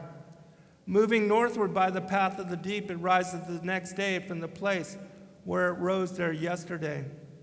Confirmation of this description can be found also in John Gill's exposition of the entire Bible, where he says that the wind goeth toward the south and turneth about the north. The word wind is not in the clause in the original text, but it is taken from the next and so may be rendered, it goes towards the south, and that is the sun, before mentioned, which as it is the diurnal nocturnal course in the daytime, goes towards the south and in the night towards the north. As it to its annual course, before the winter solstice it goes to the south, and before the summer solstice to the north, as interpreters observe. Next image. Enoch describes 6 gates spanning the width of the 2 tropics. To grasp this layout, imagine facing west, next one, towards the setting sun as depicted above. The line furthest to the left marks the farthest south that the sun will set on the horizon for winter solstice when reaching the Tropic of Capricorn. The central line, or the equidistant mean, represents the equator and location where the vernal and autumnal equinoxes occur. The line furthest right marks the summer solstice, and the farthest north, the sun will set on the horizon when reaching the Tropic of Cancer. Excellent. The 6 gates correspond to a 30-day span and equate to the 12 signs of the zodiac and the months of the year. The 2 tropics even derive their name from their corresponding astrological symbols.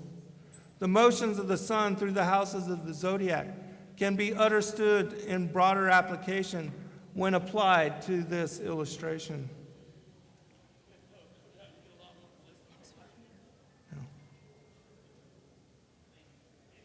actually go to the next one. I'm going to just be reading show the next one too. As Enoch shows in the portion of chapter 71, attributing the motions of the greater luminary, which is the sun, he describes this motion through these 6 gates.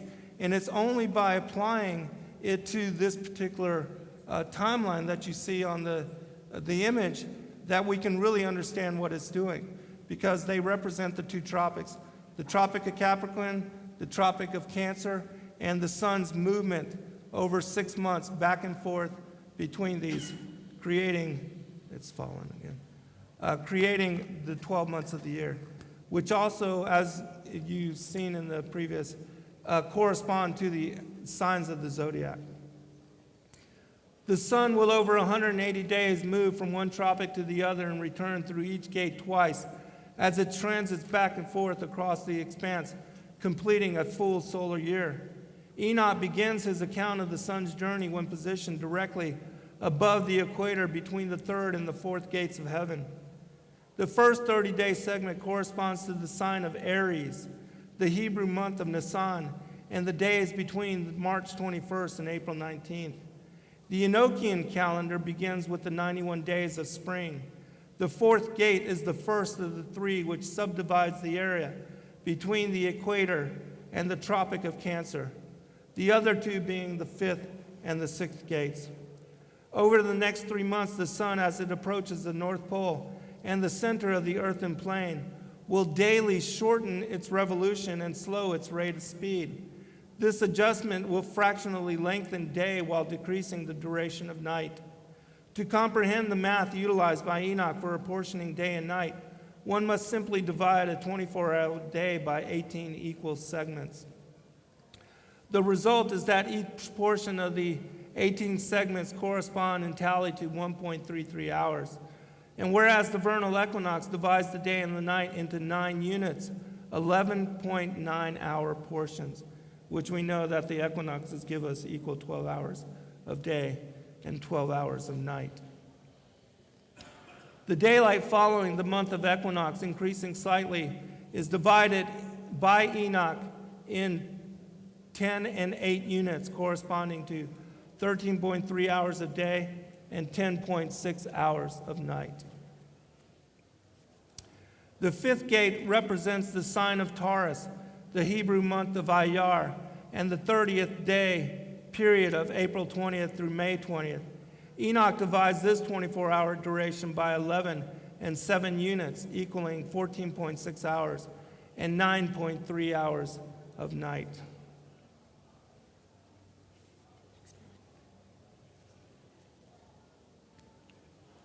Reaching the Tropic of Cancer for summer solstice and longest day of the year, the 6th gate represents the sign of Gemini, the Hebrew month of Sivan, and the days between May 21st and June 21st. Enoch always includes an additional day into the monthly count whenever the sun crosses the equator or reaching solstice begins trajectory back towards the equator. The June solstice commences the 91 days of summer and the occurrence of the midnight sun. Light being twice as long as darkness, Enoch divides this 24-hour portion by 12 and 6 units, corresponding to 15.9 hours for day and 7.9 hours for night. Reversing course and descending through the 6th gate, back towards the equator, this 30-day portion represents the sign of Cancer, the Hebrew month of Tammuz, and the days between June 22nd and July 21st. This day begins decreasing in length. Enoch divides this duration by 11 and 7 units, 14.6 hours a day and 9.3 hours of night.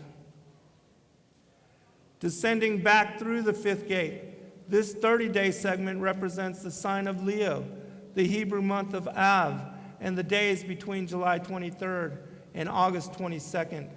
Enoch tallies this 24-hour duration by 10 and 8 units, equaling 13.3 hours of day and 10.6 hours of night.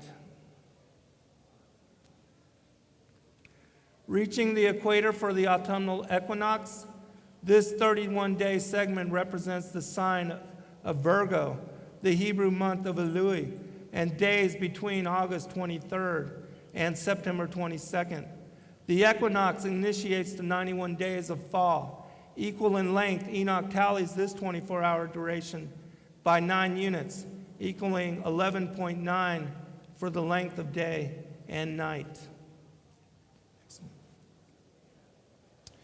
Reaching the third gate and sign of Libra, this 30-day portion represents the Hebrew month of Tishri and the days between September 23rd and October 22nd. Crossing the equator, the sun moves into southern latitudes, beginning the 91 days of spring for those inhabiting the outer portion of the hemiplane, and fall for those living us in northern latitudes and the inner portion of the hemiplane. Darkness taking precedence over light, Enoch divides this 24-hour duration by 8 and 10 units, 10.6 hours of day and 13.3 hours of night. Reaching the second gate for the sign of Scorpio in the Hebrew month of Sivan, this 30-day portion represents the days between October 23rd and November 21st. Enoch tallies this 24-hour duration by 7 and 11 units, corresponding to 9.3 hours of daylight and 14.6 hours of night.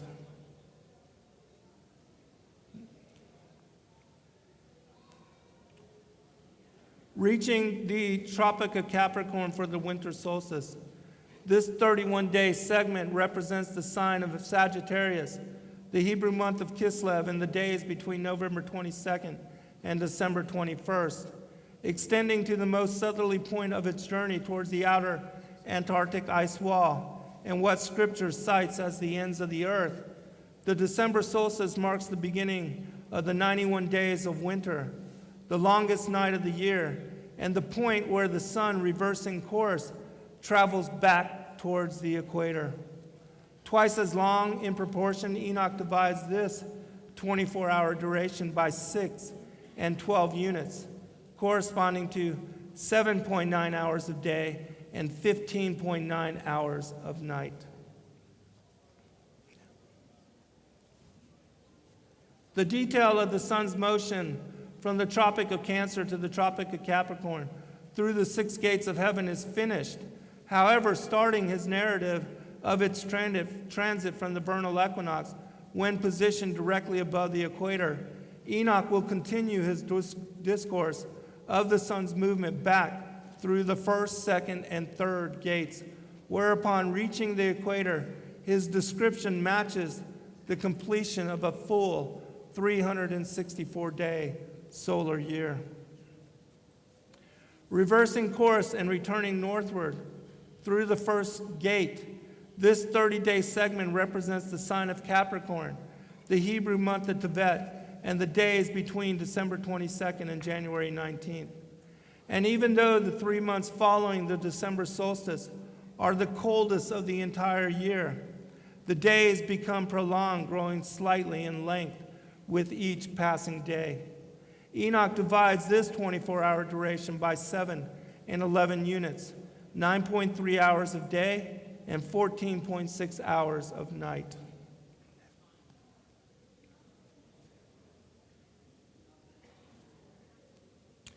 Moving through the second gate, this 30-day segment represents the sign of Aquarius, the Hebrew month of Shavat, the days between January 20th and February 18th.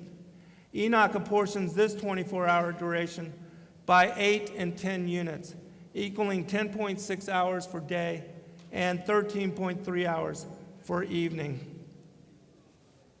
Passing through the third gate and reaching the equator, this 31-day segment corresponds to the sign of Pisces, the Hebrew month of Adar, and the days between February 19th and March 20th. Initiating detail of the sun's movement through the 6 gates of heaven on the vernal equinox, Enoch finishes discourse of its transit with its return to the equator. This occurrence marks the beginning of another spring season and another Enochian seasonal calendar year. which it makes more sense to me to begin the year on the vernal equinox with the beginning of spring than it does in beginning it in January 1st in the middle of winter, as the Gregorian calendar does. Equal in tally, Enoch divides this 24-hour duration by 9 units each, equaling 11.999 hours of both day and night. In finality, the sun, I will share a confirming witness from a portion of chapter 21 of the 5th canto of the Srimad Bhagavatam, which is also a very ancient manuscript, thousands of years old. And like Solomon and Enoch, it also gives great detail to the description of the sun's motion back and forth between the tropics. And so this will be the final confirming witness.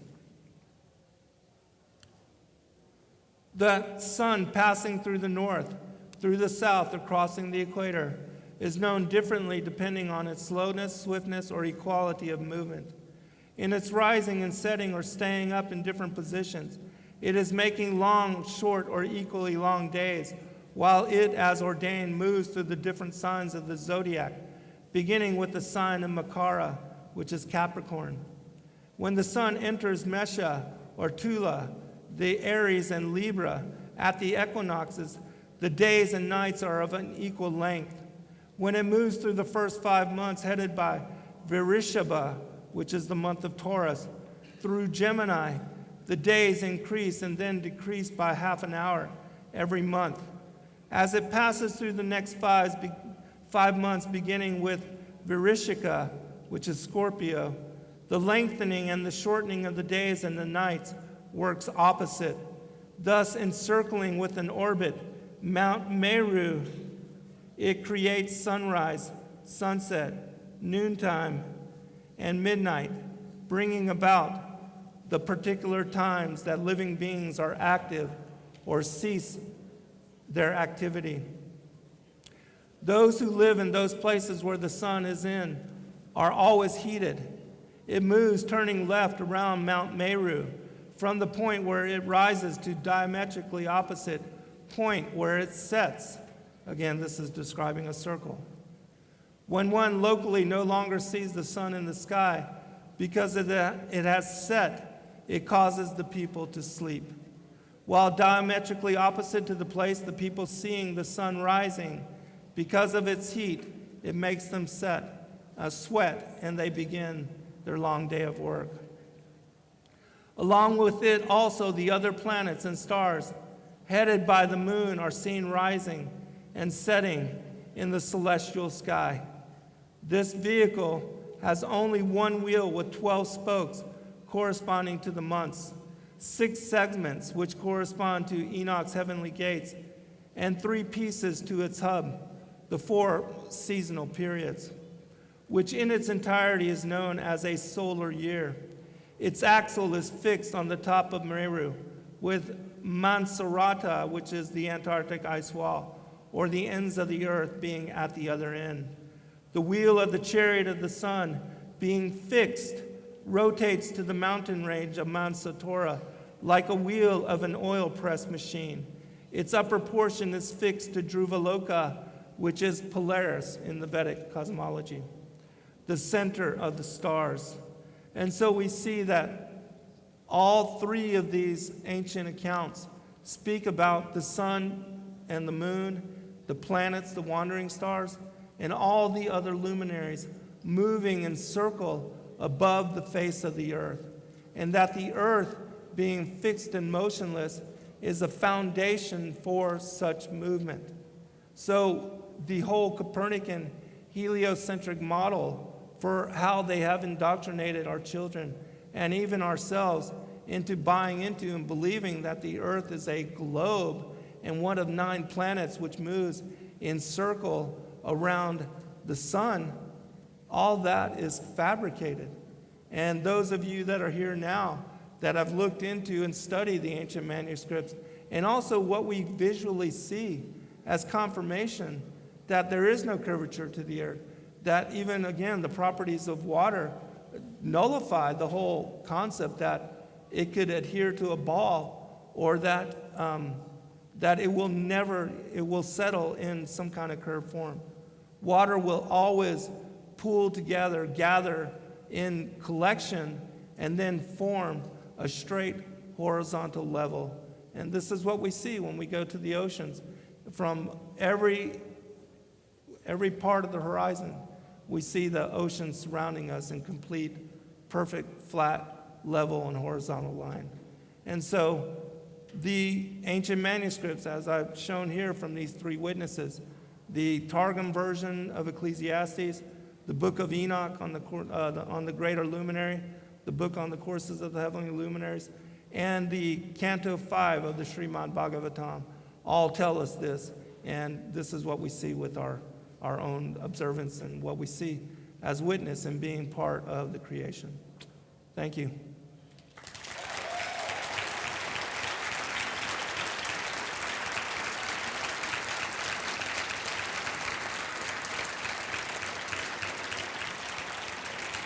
Thank you, Carol.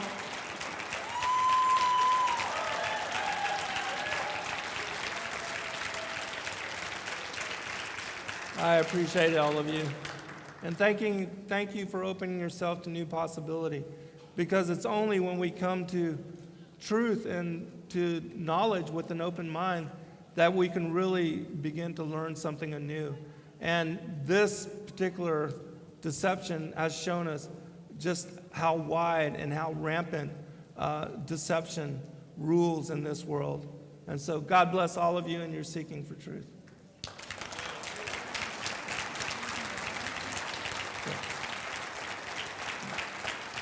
Thank you, friend. Thank you, brother. I appreciate you, Rick. All right.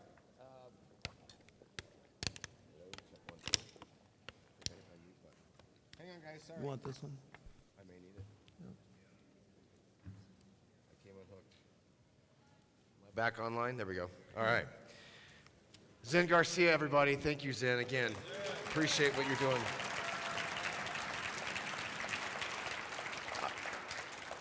We're going to take a 10-minute break. Can you guys handle a 10-minute break? We've been going pretty hard here, so. All right, 10-minute break. Get up, stretch your legs, grab a drink of water, whatever you got to do. Daryl Marble will be coming up. Once again, give it up, Zen Garcia. Thanks, brother. Yeah, man. Guess what? Daryl Marble's up next. Woo-hoo! And he's not only got a PowerPoint, but he's got a video. And that's what we've been transferring. So I'm really sorry about that. We had to transfer it over. And we've got it, and we're good. Hey, once again, you guys, we're behind schedule just a little bit. But we're going to do some smooth talking to see if we can extend tonight so we're not cutting everybody off, because you guys want to see everybody that's here, just like I do, right? We want them to have the right amount of time, and we're going to go over a little bit, and I apologize for that. Thank you. Thank you very much, and I do appreciate that. Tell Daryl it's in the background right here. Okay. So he'll just need to come from PowerPoint. Yep. He'll have to come out. So I'm doing Okay. a slideshow from the beginning. So bring him up. Oh, yeah. Please, I just got to say, there's a guy that I got to hang out with last year just a little bit. We got to hang out a little bit. Then, obviously, we don't live that far apart, except, in North America. But he's been doing tests, and that's something that I've been able to do. And it's a passion to be able to go out and really, see something tangible. And thank God I have the liberty to be able to do that kind of thing with, a group called FEIC. And, I did the Mirage test with Rob Skiba. That's how it kind of all started. And then we started chasing balloons. And this guy's continued on. He's been up to Alaska. He's constantly just bringing truth, and he's got a passion for it. And I'm thankful that he's here. I'm thankful to call him a friend, and thankful to call him a brother, and thankful that he is on our side on this whole flat earth fight. Please welcome Daryl Marble to the stage.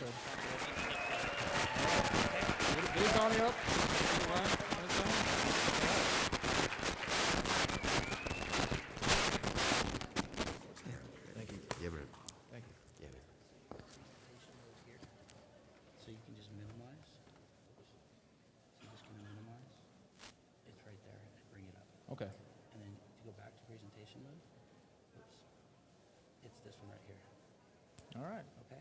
So minimize and then bring it up. You're good to go. All right, sounds good. Excellent. Hi, everybody. All right, hope everybody's having a great time. I'm going to have to talk pretty quick here, I'm hearing. I've got a bunch of zeros on the clock. All right, so just wanted to talk a little bit about actions to affect the outcome. And for the most part, I'm wanting to do a lot of shout-outs because there's a lot of amazing people doing some really good work. But the thing is, a lot of us can't, not so much can't, is just aren't emotionally equipped a lot of the times. Oh, yeah? What you got? There we go. Gotta stay flexible, folks. All right, we good? Excellent, thank you. All right, here, I could just keep it right here. I'll do it. All right. Hey, I'm saying I can't help but my ears are like that. It's kind of like an elf. Anyway, but yeah, I mean, there's a lot of people doing some really great stuff in the community. I wanted to shine a light on that and just encourage you all, you know, from wherever you are, wherever you see this whole thing going. However you want to express yourself to bring the message to a greater audience, you know, do what you can, you know, because we're all, you're all important. You all have a voice, and your voice is going to reach some people that I'm not going to reach, some of the other speakers aren't going to reach. So it's just a matter of believing in yourself, operating where you're comfortable, and being able to step out of your comfort zone and, you know, do whatever you can. There's a lot of people making music. There's people doing artwork, things as simple as writing research flat earth or leaving a card, pamphlet, whatever it may be. But whatever you can do to spread the message out, because what we're doing, we are changing the world. Can we agree on that? Absolutely. Thank you. And, you know, it's necessary that we, you know, step out and evangelize as best we can.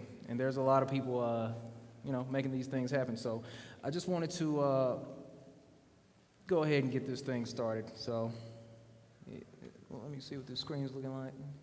Are you ready with the PowerPoint? All right, just wanted to give a shout out first to my guy, Vegan Warrior. He's my co-host on the weekly wrap-up that I do. He was one of the first flat earthers that looked like myself that was speaking passionately about this. He got me amped up about it. So, you know, I just wanted to, you know, give him props, thank him for the work that he does. Lots of truth on his channel, so by all means subscribe. I'm going to be showing you a lot of channels. Some you may have heard of, some may not. And, you know, got an opportunity to meet Nathan Roberts last night. Really nice guy, really soft-spoken, great individual. He's, you know, reaching a wider audience. And the important thing is that we're all kind of attacking this from different angles. You know, not everybody can do the same things. You know, so there's my guy Nathan, Vincent Rhodes. Anybody? Is he in here? Vincent.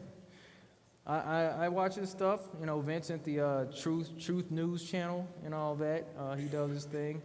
I really appreciate what he does. One of my favorite YouTubers, actually. You know, just wanted to shout him out. There's my man, allegedly Dave Murphy.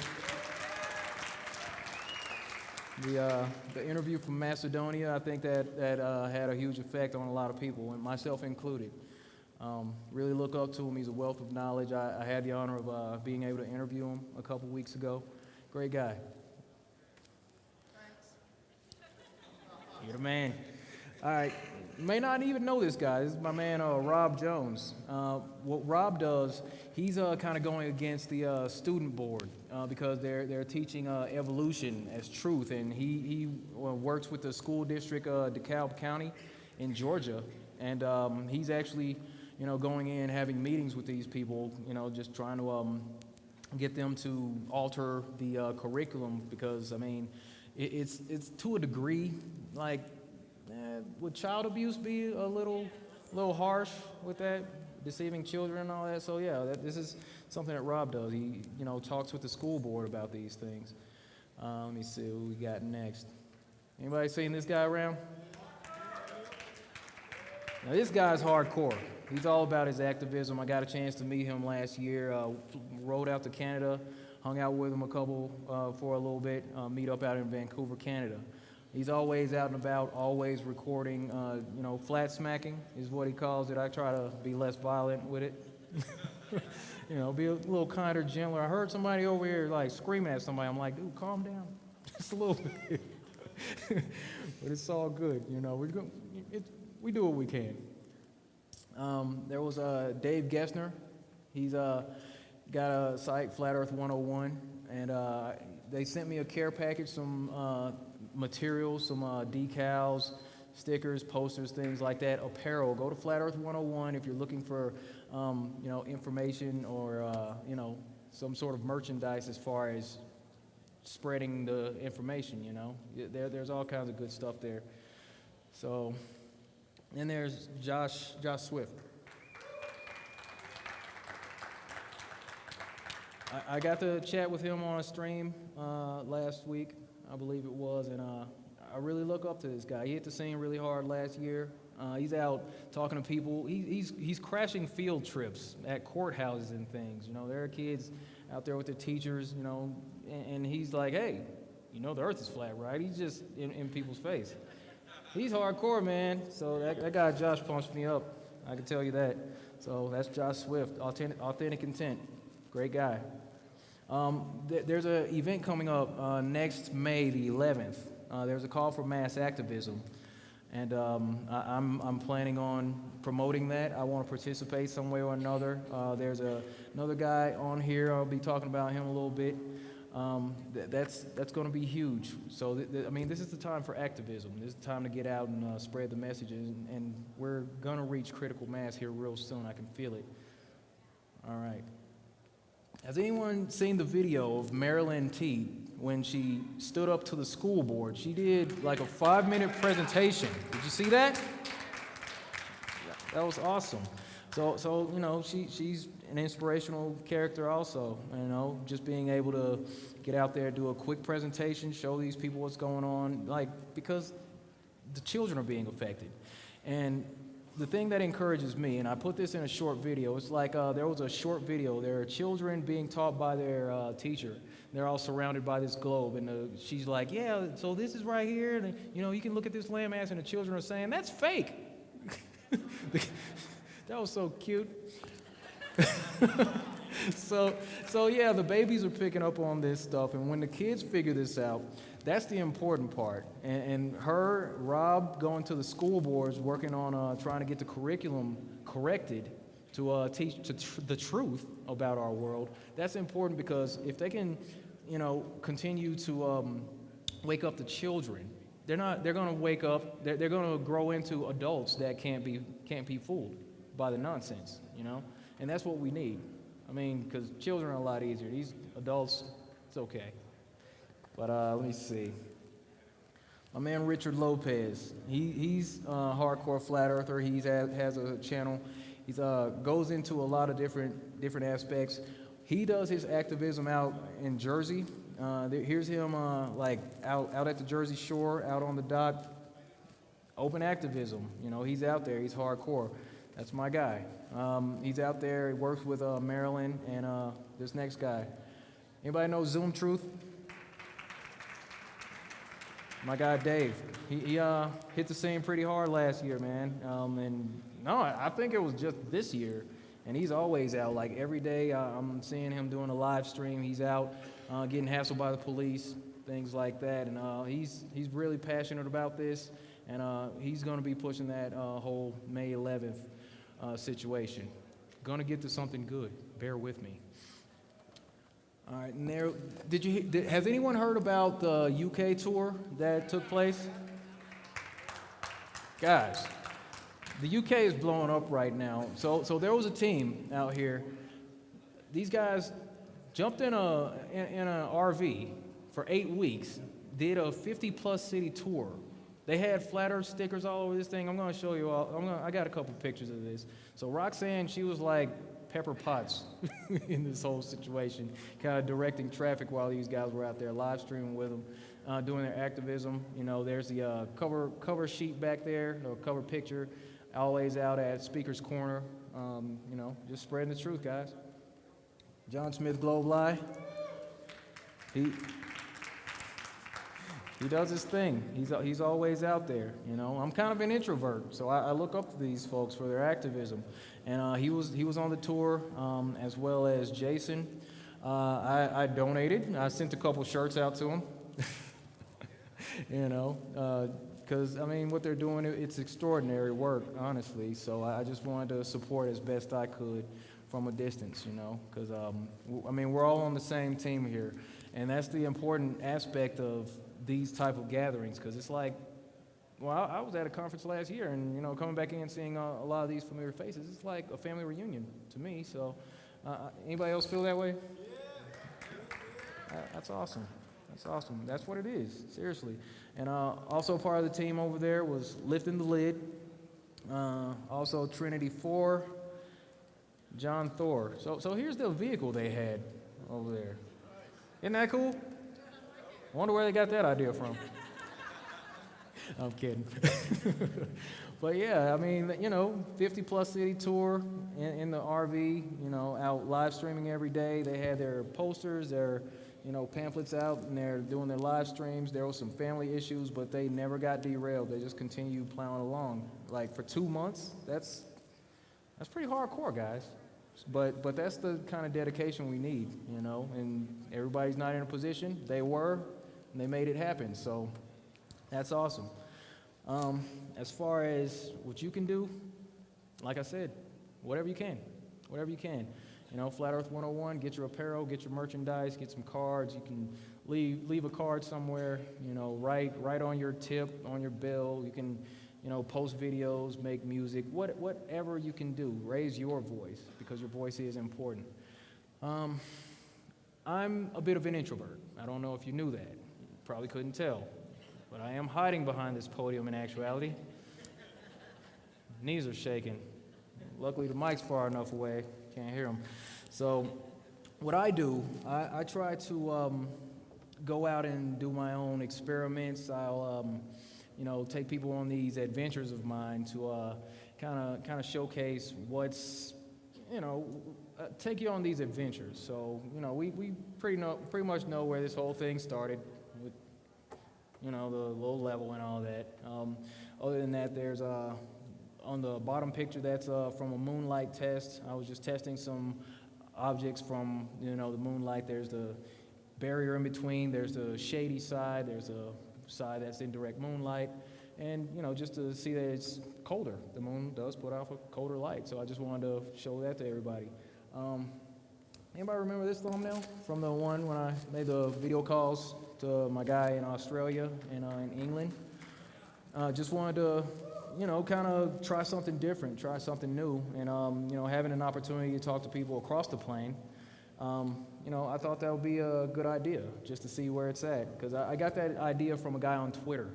You know, I took a picture of the sun, and then he puts a picture up, says, but in Australia, the sun's like right over my head. I'm like, well, that's weird. I'm like, here, I wonder if I know anybody in England. So, you know, that's kind of where that came up. You know, I'll try to branch out in other ways. Did a rap video. That was my first attempt at it. That was fun. This guy, he took some sound bites from one of my videos, said he wanted to, you know, make a song, and I liked it. So, you know, I says, hey, I might be able to write something to that. I might be able to jump on the track. Sent me the instrumental, flew out to Kansas City, and, you know, we made something pretty cool happen. So we'll see what goes on with that. Like to take you on these simple little expeditions, showing everybody that globes are not meant for educational purposes. You know, the sticker's right there. How does anybody miss that? And they're like, oh no, you grabbed the wrong globe. I'm like, what? How do you grab the wrong globe? Okay, anyway. You gotta grab the educational globe. I'm like, what? Anyway, But these globes say that, it didn't say that special colored globes aren't meant for educational purposes. It just says globes are not meant for educational purposes. I'm smacking my little mic here. Got an opportunity to, just wanted to take everybody to these 3 locations. Went to Walmart, Ross, and some other place, Burlington Coat Factory, something like that, just to show people that's what it is. Got an opportunity to go to Korea for a conference out there. That was a lot of fun. I think we set some kind of record for keeping it flat here. Great times. Everybody was really nice, smiling faces. Took a trip out to Alaska. I wanted to say thanks to my buddy Chris for taking care of me out there. And the thing was, we came to a point to where the community was divided amongst ourselves as far as what model works and what model doesn't work. And people were saying there's no proof of the circling sun. I'm like, let me go test it out. So, got with this guy. We did a couple time lapses, and we were able to show that thing. Let me see. Yeah, there it is. So that's just a camera panning around our location where we were. Saw that little pole there. The sun just continues on around here. Over the course of hours, we had to prop this tree up as a known point because, oddly, the sky was too clear at one point, and then they came around and started spraying the sky to mitigate that. There was a point right about here where the sun was actually over South Africa. That was crazy.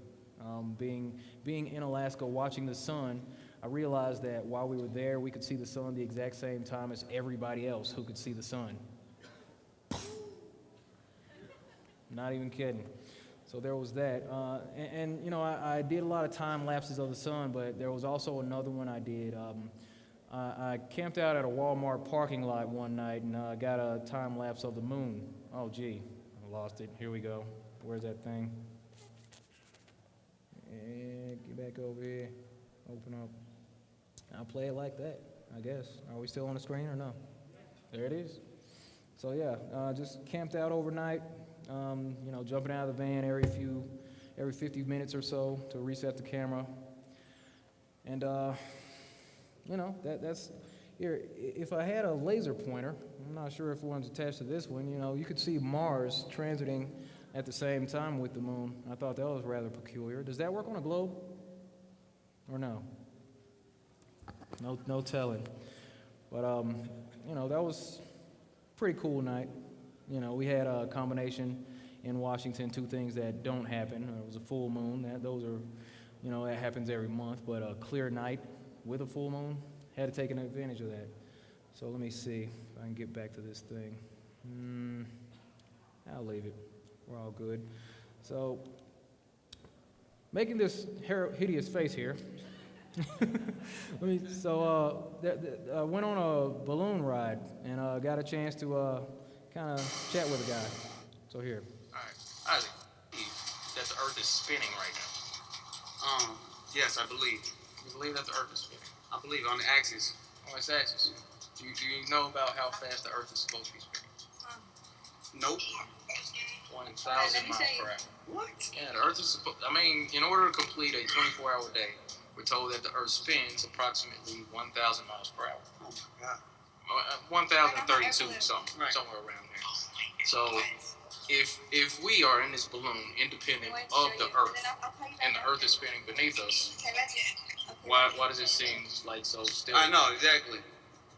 All right. So what is that the question? Well, there was that, but here's the shocking revelation. Given to the Earth is not spinning, and the Earth is not a globe. The Earth is indeed flat. Got you. Flat. Because here, while you're looking out here, you can see there's no measure, there's no curvature. It'll be curving downward somewhere, but it's flat in all directions. You see? All right. So look, every time I try to talk flat Earth to this guy, the guy that was driving the hot air balloon, he starts hitting the gas, making that loud noise. He was a glober. I already know it. But that doesn't mean anything because Isaac's a flat earther now.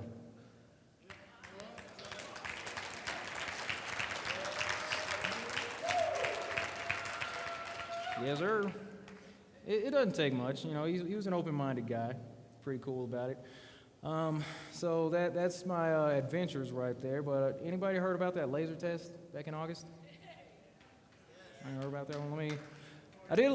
We went out and did a little more work on that, a little follow-up. So I've been kind of sitting on some info for quite some time. I want to share this with you. All right. Let me see. All right. Now I want to make sure I get this right. I'm just going to double-click this thing. And how's that go? All right. Let's make it wide. Let me walk you through this thing. All right. So Occam's razor is a principle that dictates that the simplest solution to a question is, usually the right answer. In the heliocentric model, you have to assume a lot of things. The conclusion with the least amount of assumptions is usually the correct one, according to Occam's razor. But according to the globe model, you have to assume a lot of things. You have to assume that there was an explosion that occurred without a trigger. You have to assume that the Earth is moving when you know it's not. You have to assume that there's curvature, although you can't see it. Now, you probably saw that laser test where we conducted in front of an audience of about 150 people. So we were across the Puget Sound, 10.3 miles away. Mark was over there with his laser. You can see that in the lower left-hand corner. Now, at that distance, there should have been about, let's say, 70 feet of curvature in between us, but there was a point where I brought the phone down, almost put it on the ground. I moved forward and, just show you that there is no curvature. We can actually see the light source from across that stretch of water. Now, people blame that on refraction, which is odd, because you would then have to have us at a point where we are convinced that there is bending water and bending laser beams. Fakes. So, I had a point where I brought the phone here to a point where I brought it on the ground and you could still see the beam at a distance. I thought that would be the end of it, but other people had different ideas. So, let me show you real quick. On Google Earth, there's a feature where you can draw 2 points on the globe, and you can measure them out. So what I'm showing you here is the elevation profile. Now you'll see the display up top, and then you can look at the display at the bottom. And as you drag the cursor, it shows the different variations in elevation across the land and across the water. But what you'll notice is every time it goes over water, it's flat. Isn't that something? Almost like Google Earth forgot to curve the water, huh? It's weird. It's weird. Yeah. I saw this on another video. I'm like, what? Wait a minute. Are you kidding me? So here, what I did, I just took those measurements and I, drew that line over a familiar area. And what we have here is that looks about like the same area we did that laser test. So I back it out a little bit. I remove that one. And then I check the elevation profile over that 10-mile stretch. Lo and behold, it's flat.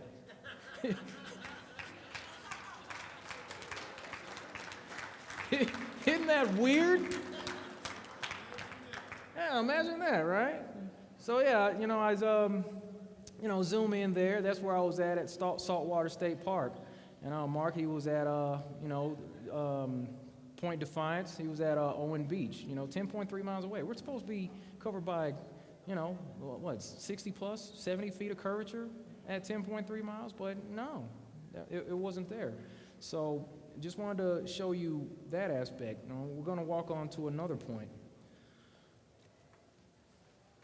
Now that we've established my position on Google Earth, let's go ahead and zoom into where I was. Now, right here, I'm going to go ahead and drop a pin where I was at Saltwater State Park. Then, here's video from the live stream doing the laser test. Now, there was a point where I was wanting to show the audience the scenery, so I, panned the camera across the water. One thing you're going to notice, this house right here. Is that a match? All right. So, we got a match right there. We're established. We turn this thing back around. back in the opposite direction. It was actually a pretty small beach. There's a little rope dividing the beach from the private properties over there, where you can see these buildings. All right. So we've matched that up on Google Earth. Now this is me with my P900 from Mark's position 10 miles away. And what we're going to do is head across the water, looking for curvature, right? What we're going to see, oddly, is that building that was supposed to be hidden behind the curvature. Yeah? Move the camera around, establishing our position. There's another building right up the hill. There's a little restroom. There's this other area right there, matching those up. And then we have the houses right across the way. Now, if I understand correctly, at least that little building should have been hidden behind 60 feet of curvature. But now we've established my position from those two places, it's safe to say that I was right about there on the beach from 10 miles away, which should have been hidden behind the curvature. Still with me? All right, so now we're going to back out. Back it out just a little bit, back across the water.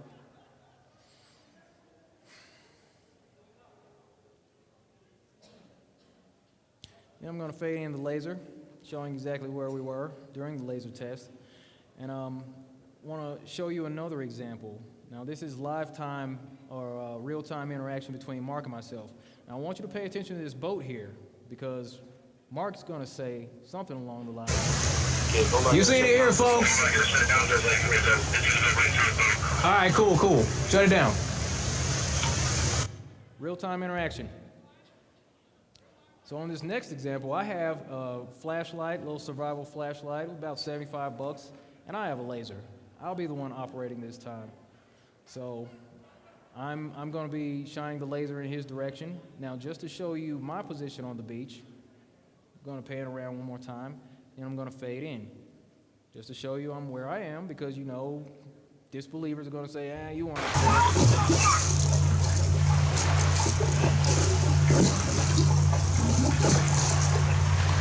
That strobe light right there. I got you right now. All right, yeah, you got the strobe, we're fine. That was kind of what we I got you. Anyway. Hey, Daryl, can you hear me? Yeah, I can hear you. Yeah, I got you zoomed in right now on the strobe. I got the strobe right now from where I'm at. Perfect. All right, cool. I'm 37 inches above the water to the middle, very middle of the camera lens on the P900. Now, just to show Mark's position, he took some pictures, had my P900 on the other side. He's on the steps. He measured 27 inches from the steps to the center of the lens. And each of the steps was about 6 inches. So we measured that. Just want to make sure we did our homework right. All right. So he said 37 inches. I think that's good. All right, you said you're 37 inches above the water. You just checked it? Yeah. All right, well, here, let me go ahead and measure my position. As far as how high the snow is off the ground. All right, let me see.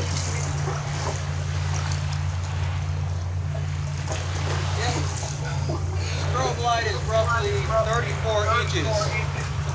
So I said 34 inches, but I just wanted to make sure we got to do our homework, cover all the bases here. So I'm really high tech here, using a mic stand. Got my laser, got my flashlight. I tilted the flashlight up. It was about 36 inches. So I just wanted to give you the proper measurements. Make sure everything's above board. Okay. About 34 inches above the base of this thing. So we can add on another 6 inches. And still, if you can see it. Can you turn the strobe on full, on solid? Huh? Turn the light on solid. All right. And stop. Alright, so I just changed up the batteries in the laser. Okay, I got. Okay, turn on the laser real quick. It's on. You just did. It's on. Yeah. Okay, point. Yeah, I'm picking up faint blues because I'm not getting the beam right at me, but I can see it.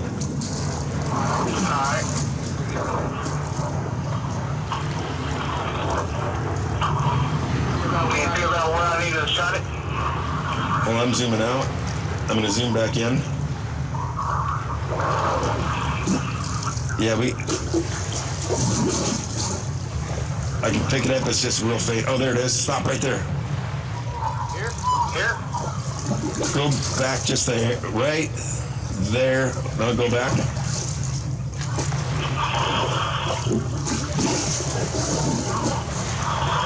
Right there, right there, right there. Don't move. I got it. Recording? Recording? Yep. All right. Awesome. All right, so yeah, that laser like a little bit over 2 feet off the ground. Yeah, there's quite a bit of interference. There's quite a bit of interference, but I got it. Cool. Is that strobe still going? Yep. Yeah, it's mixing in with it. I got both lights. All right, hold on. Strobe's off. I don't see it now. There it is. Hold on. Strobing. Got it. So you got the strobe and the laser? Move the laser a little bit.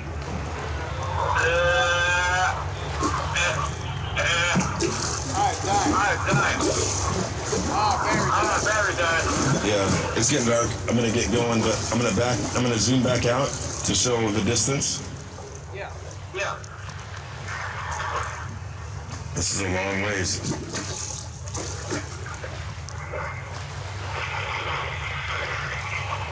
Got it? Yeah, I'm right about, and right now I'm about 37, 38 inches off the water. I'm zooming back in on you. Okay. I still got the strobe going. I can try the laser one more time. And laser is on. I got it. I got both of them. Awesome. Turn that laser. Yeah, try to move that laser to the right a little.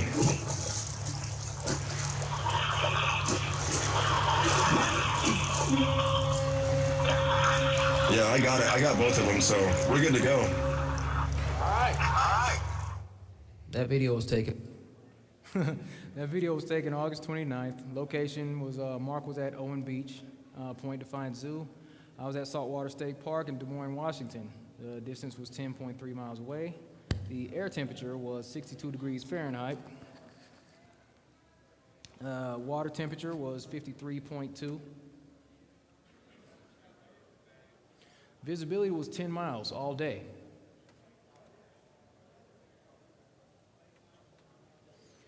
And the projected curvature was 70.2 feet. Missing curvature was 66.2 feet. For my next trick, we went out again on October 10th. This time we had two lasers. I was firing one in his direction, he was firing one in mine. Let me show you what happened.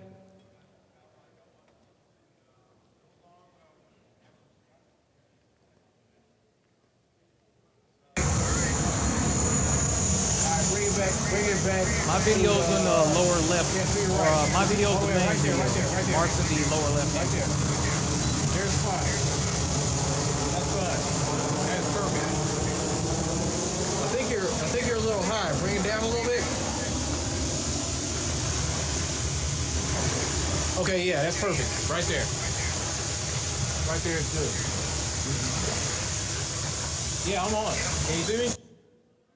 And now we switch angles. My video is going to be in the lower left corner. Now, Mark and Preston. All right.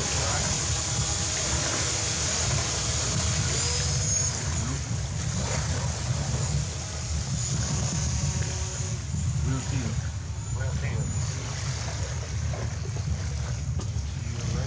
Shoot. Good.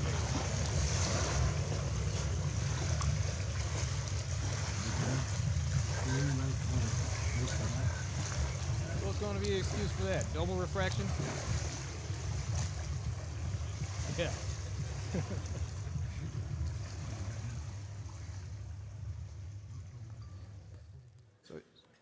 So the date, that was 10 October. approximately 8:35. Same positions, Mark and Preston were at Owen Beach, Point Defiance. Myself and Kendall Mason were at Saltwater State Park in Des Moines. Distance was 10.3 miles. Air temperature was 54 degrees Fahrenheit. Showing my work.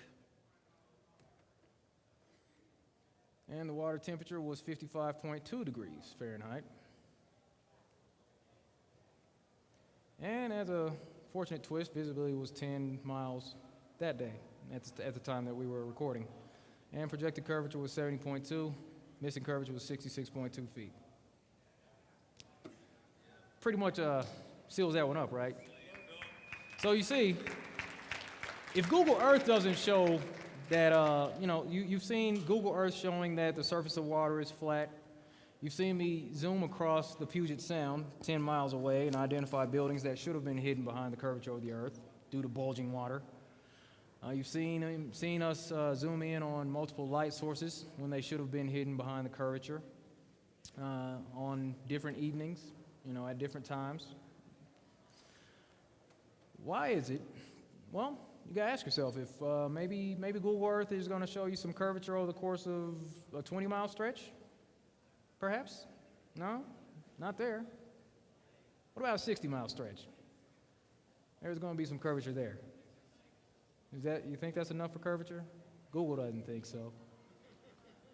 What about a 180-mile stretch across water? What do you think? Anything? What about a 1,000+ mile stretch when they superimpose curvature? Can you see it?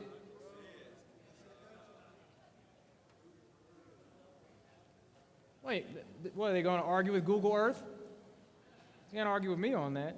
So look, if we've established that most of the Earth's surface is water, and if we've beaten it to the ground to the point that we understand that, the surface of water is flat, operates like a huge mirror, how can we assume that we live on a globe? We have to ask ourselves these things, because this isn't where we live. So I'd like to thank everybody for sitting with me through this thing. And I'd like to give a special thanks to Kendall Mason, Preston Nixon, and my guy Mark Foster. And yes,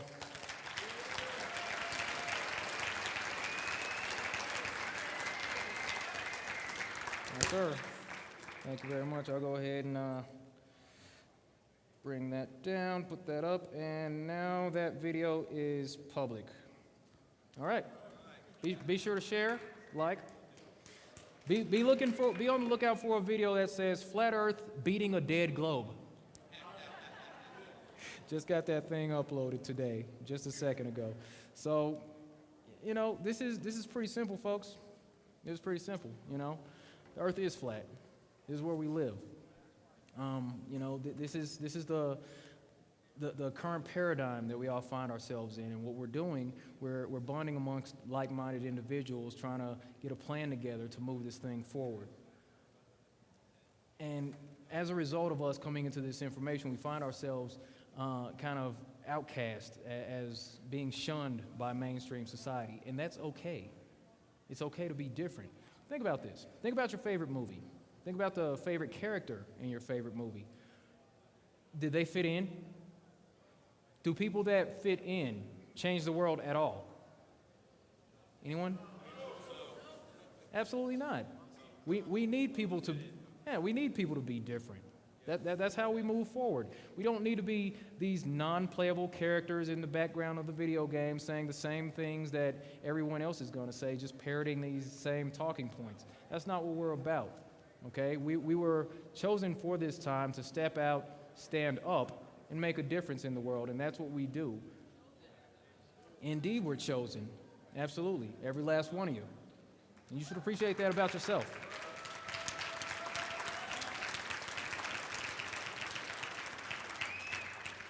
I'm proud to stand amongst such great people, willing to step out and think differently, willing to live boldly, willing to speak their truth, whatever it may be. Whatever you may be passionate about, it might not be flat Earth. It doesn't matter. But because there are so many deceptions going on in the world that it's necessary to cover all these things. And we're going to attack each thing from these different angles, and we're going to get to the bottom of this thing. And we're going to spread the truth, expose the lies, and we're going to demand answers. This is the Flat Earth Offensive. You are the resistance.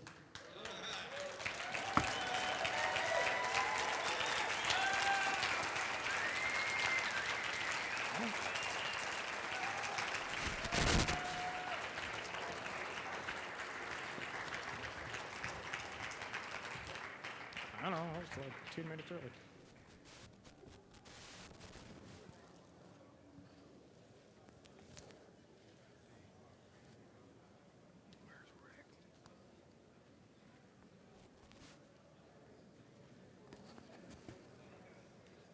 So I probably need to go grab Rick Hummer because I cut it off way early. That's okay though. It's all good. I hope everybody's having a great time. I hope everybody enjoyed the presentation. Getting out there, trying to get that information is not always fun, not always easy. Had to make a few phone calls, had to go through a lot of cold nights out there on the sound. It took a few times to get that footage, but I had some pretty flexible people with me to work on that, and I think everything came out all right. But this is an important situation that we find ourselves in. I had to come back and reprise. You mind if I freestyle a little bit? Is that okay?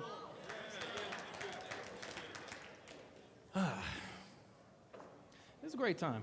It's a great time. I hope everybody's having a good time, around these great people, because, a lot of people have an issue with us coming together like this for some reason or another, and I really don't understand it, and there are flat earthers that have an issue with these types of things. It's a little discouraging, a little mind-boggling, because they go through the same things that we do, They find themselves isolated, but for whatever reason, they'll find themselves kind of, not really appreciating this type of gathering. But who wouldn't? That's probably because they haven't been here, haven't gotten to look into everyone's eyes, haven't gotten to see the smiling faces and the inviting presence. It's a wonderful thing, actually. Where are these guys? Man. So yeah. You haven't heard that story? All right. So what happened? There was a guy named Mark Sargent. Must have got excited around 2015. Made this compilation of videos called Flat Earth Clues. The way I bumped into that was a result of being a stoner with my ex-girlfriend, and we were watching a lot of conspiracy theory videos at the apartment. We got burned out on that because, well, we kind of didn't want to go outside after a while because, it gets scary out there once you open your eyes, man. You're like, good Lord, they're poisoning the food, poisoning the air, water. News is fake. Politics is fake. Geez, man. So, we take a break from that, go on to Netflix, and watch this show called Under the Dome. So we watch all 3 seasons of that, Third season was kind of cheesy, honestly. And got onto YouTube, typed in Under the Dome, and the first video was Mark Sargent's Flat Earth Clues. And it was all a compilation. It was under a video titled Under the Dome. So that's pretty much how that happened. And, from there, I would post Flat Earth videos from other people. I wanted to share this with my family. So what I would do, I downloaded this software. It was like $30 called Cute Cut Pro. I started making these short videos, like 3 minutes or so, just to show family. Introvert, remember? And I didn't, it takes a while. There's a learning curve to this. So, I'll make these short videos to show my dad, show my sister, my stepmom, and all that. And, I'll just pull them aside like, hey, watch this real quick. And then I'll like run to the other room for like 3 minutes, wait for them to watch it, and come back like, what do you think? So and I talked to a guy, he's saying that's the same thing he's doing. Hey, wherever you're at, guy, if you're making 3-minute videos just to share with your family, keep doing that, You might end up on stage at the Flat Earth Conference. There's no telling, but, just a desire to share this stuff, From there, you all know the story. I was, from that point, I talked to enough people. I kind of got burnt out on Flat Earth for a little bit, and I just kind of stepped away until I joined a Flat Earth group on Facebook, Flat Earth No Trolls. I got in there, got excited that I was able to congregate with other Flat Earthers going through the same stuff, and you know, I was like trying to impress people that I didn't even know. I'm like, hey guys, I got an idea. I'm gonna take this level on a plane, you know. So and at that point, my YouTube channel had like a solid 27 subscribers, man. I was blowing it up. You don't even know. So, you know, I mean, I had my 27 subscribers. I was making I did a meditation video. I was doing like workout videos. I used to do physique competitions. Don't go looking for those. See me in a red Speedo. Jeez. But anyway, so you know, I was making videos about that stuff, and then, you know, hauled off, posted a couple of my little short flat Earth videos up there, and you know, then I put that spirit level video up. It got up to like 7,500 views, and IFL Science got a hold of it. Wrote an article up, you know, calling me all kinds of names the way the media does. You know, I'm at work, messing around. I was on break when I got the message from Mark Sargent. It says on that video, the spirit level video, that IFL Science had, you know, did an article about me. So I excused myself from my cubicle and go check that article, and yeah, you know, they got my name, they got my face, and it was too late for me to be anonymous, because I would love to go under a false name, and I'd love to just sit behind a computer to a degree, but can't do that now. You know, they already put me out there, put my face out there, put my name out there. It was too late. So I said, all right, well, let me start jumping in front of the camera to defend myself, because as a result of putting flat Earth videos up, you know, people are going to come out of the woodwork. You know, I'm dealing with trolls like 2 weeks straight. I'm on my laptop, on Twitter, on Instagram, on Facebook, arguing with people I don't even know, answering the same questions. Well, if the Earth is flat, well, why don't you fall off the edge? What about the curvature? I mean, what about gravity? So what, NASA's lying? You know, proven. So I'm going through these things trying to defend myself. I got tired of answering the same questions, so I decided to start making videos. That's kind of how it started. You know, apparently people like my style of, you know, kind of articulating these things, so, you know.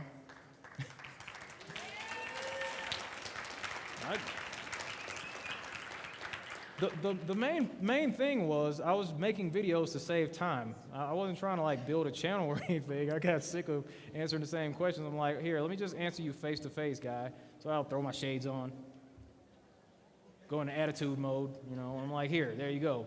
And then just drop them a link and walk away. And the more questions came, the more videos I would make to explain, and you know, I just continued. Rick has gotten tied up for a few minutes, but we just want to thank Daryl. Give him a round. Yeah, absolutely. Thank you, John. All right. Hey, we're looking for Dave Marsh. If you're in the house, we need to find you because you're up next.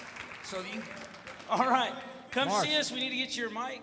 We're going to get you up here. We're going to take about 5 to 10 minutes to let us switch it out. So stretch, get ourselves loose. We'll get Rick back in here. We'll roll in right into the next session. All right?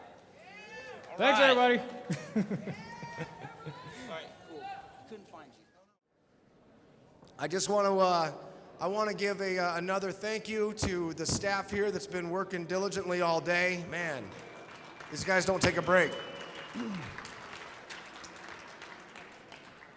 Want to say thanks to all of our speakers and of course all of you, everybody that's here and everybody watching on the live stream. Thank you so much.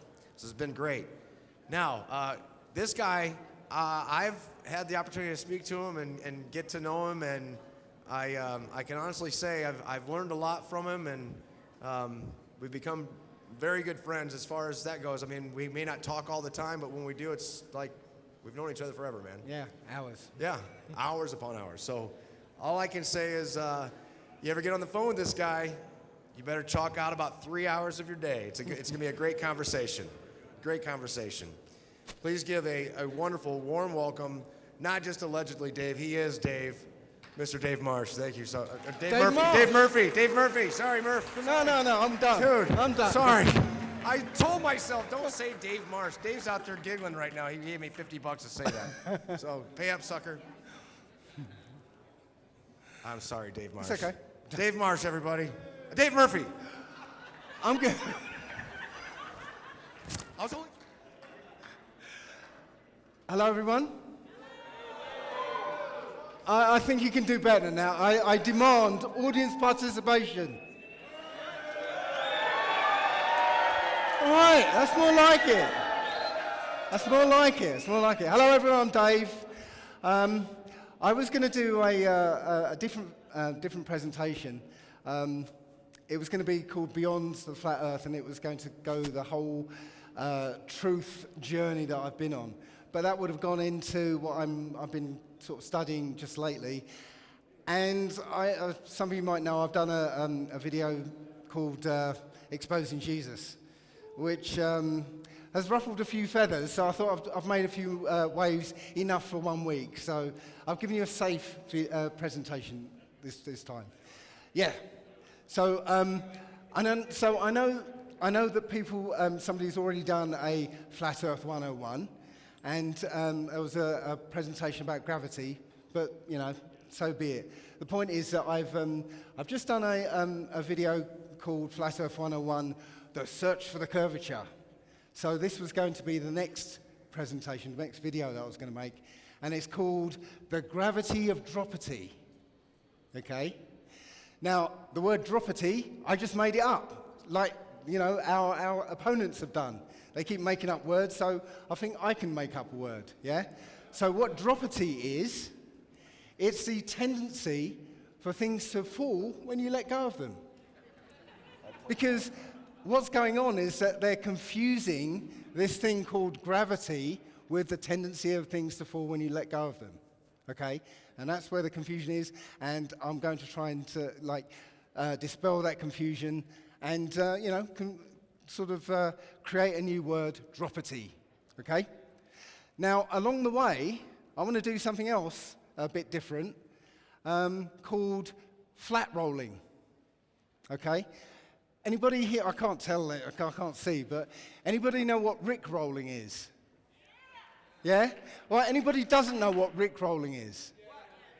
Okay, I'll just quickly let you know, Rick rolling is, there was a guy in a British singer called Rick Astley, and he sounds like Luther Vandross, but when he comes out on stage, he's a weedy, ginger-looking guy, and he can't dance to save his life.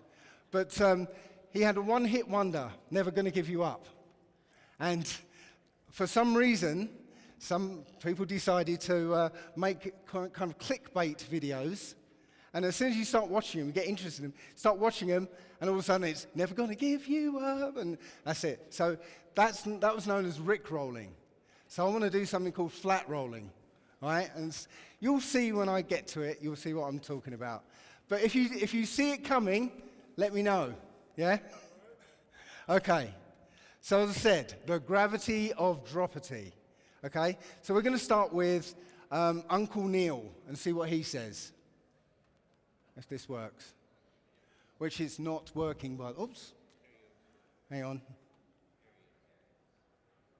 Okay, and is it playing? No, okay. This is Star Talk.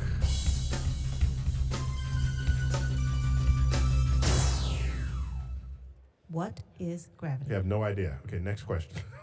Wow. No, here's the difference. We can describe gravity. We can say what it does to other things. We can measure it, predict with it. But when you start asking, like, what it is, I don't know.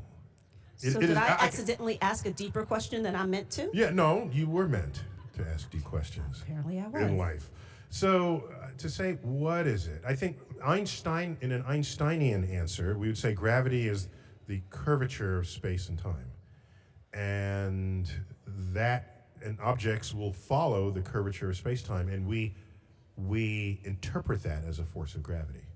That's probably the best answer I can give to a what is gravity question, or why is there gravity. That's the best I can do there. I think that's a good start. And I can also say that Einstein noted that matter tells space how to curve, space tells matter how to move. So that was This is Star Shut up. Talk. What are you doing? Yeah, so that was Uncle Neil. And so what was Neil actually saying there? Okay, he was saying that he doesn't actually know what dropity is. Has no idea what dropity is. Okay, he said he can describe it. He can, what it does to other things. Basically, it makes things fall. We can do that. Yeah, he can measure it, and they can predict with it. If you let go of something, it'll drop. Well, okay, that's cool. But he's saying that gravity is a curvature of space-time. Yeah. So that when matter is in space, it curves this thing called space-time. But yet they still don't know what the actual thing is that is dropity. Okay. So this is Isaac Newton, and his idea was that two objects, right, will exert, with a mass, will exert a mutually attractive force, yeah, proportional to the mass of each object. Okay, so you can see there that the moon is being attracted with a greater force. Was it the greater force? Oh yeah, the moon is being attracted by a greater force, and the Earth is attracting the moon. Well, you get the picture anyway. And this is Isaac Newton. Now he formulated his ideas, with this huge tome called Principia Mathematica. Yeah, massive book in which he created a whole branch of mathematics. A new branch of calculus, right, to support his claims of this force. Yeah, and it's been hailed for like 200 years as a masterpiece of mathematical perfection. Okay, but once we got sort of new technology or newer technology, they started to realize that his theory didn't really hold up. These calculations weren't right. So that's why Einstein had to come along, which means that everything in that book was bullshit. Seriously, if it didn't work, it's bullshit.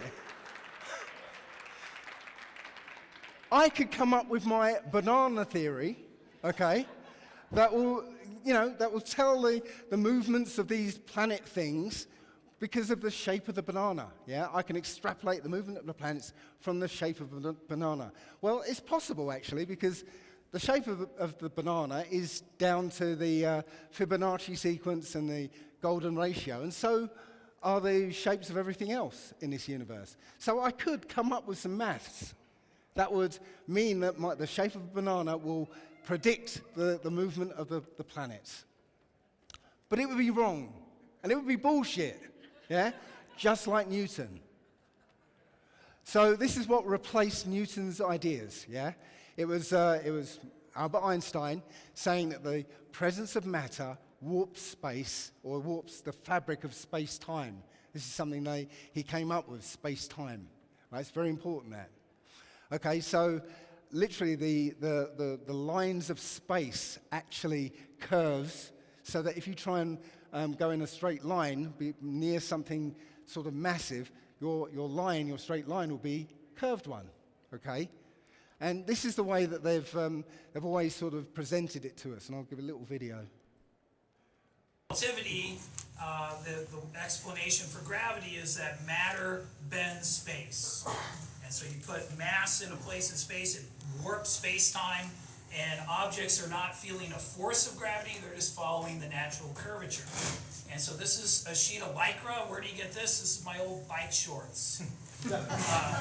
No, there's literally a spandex.com.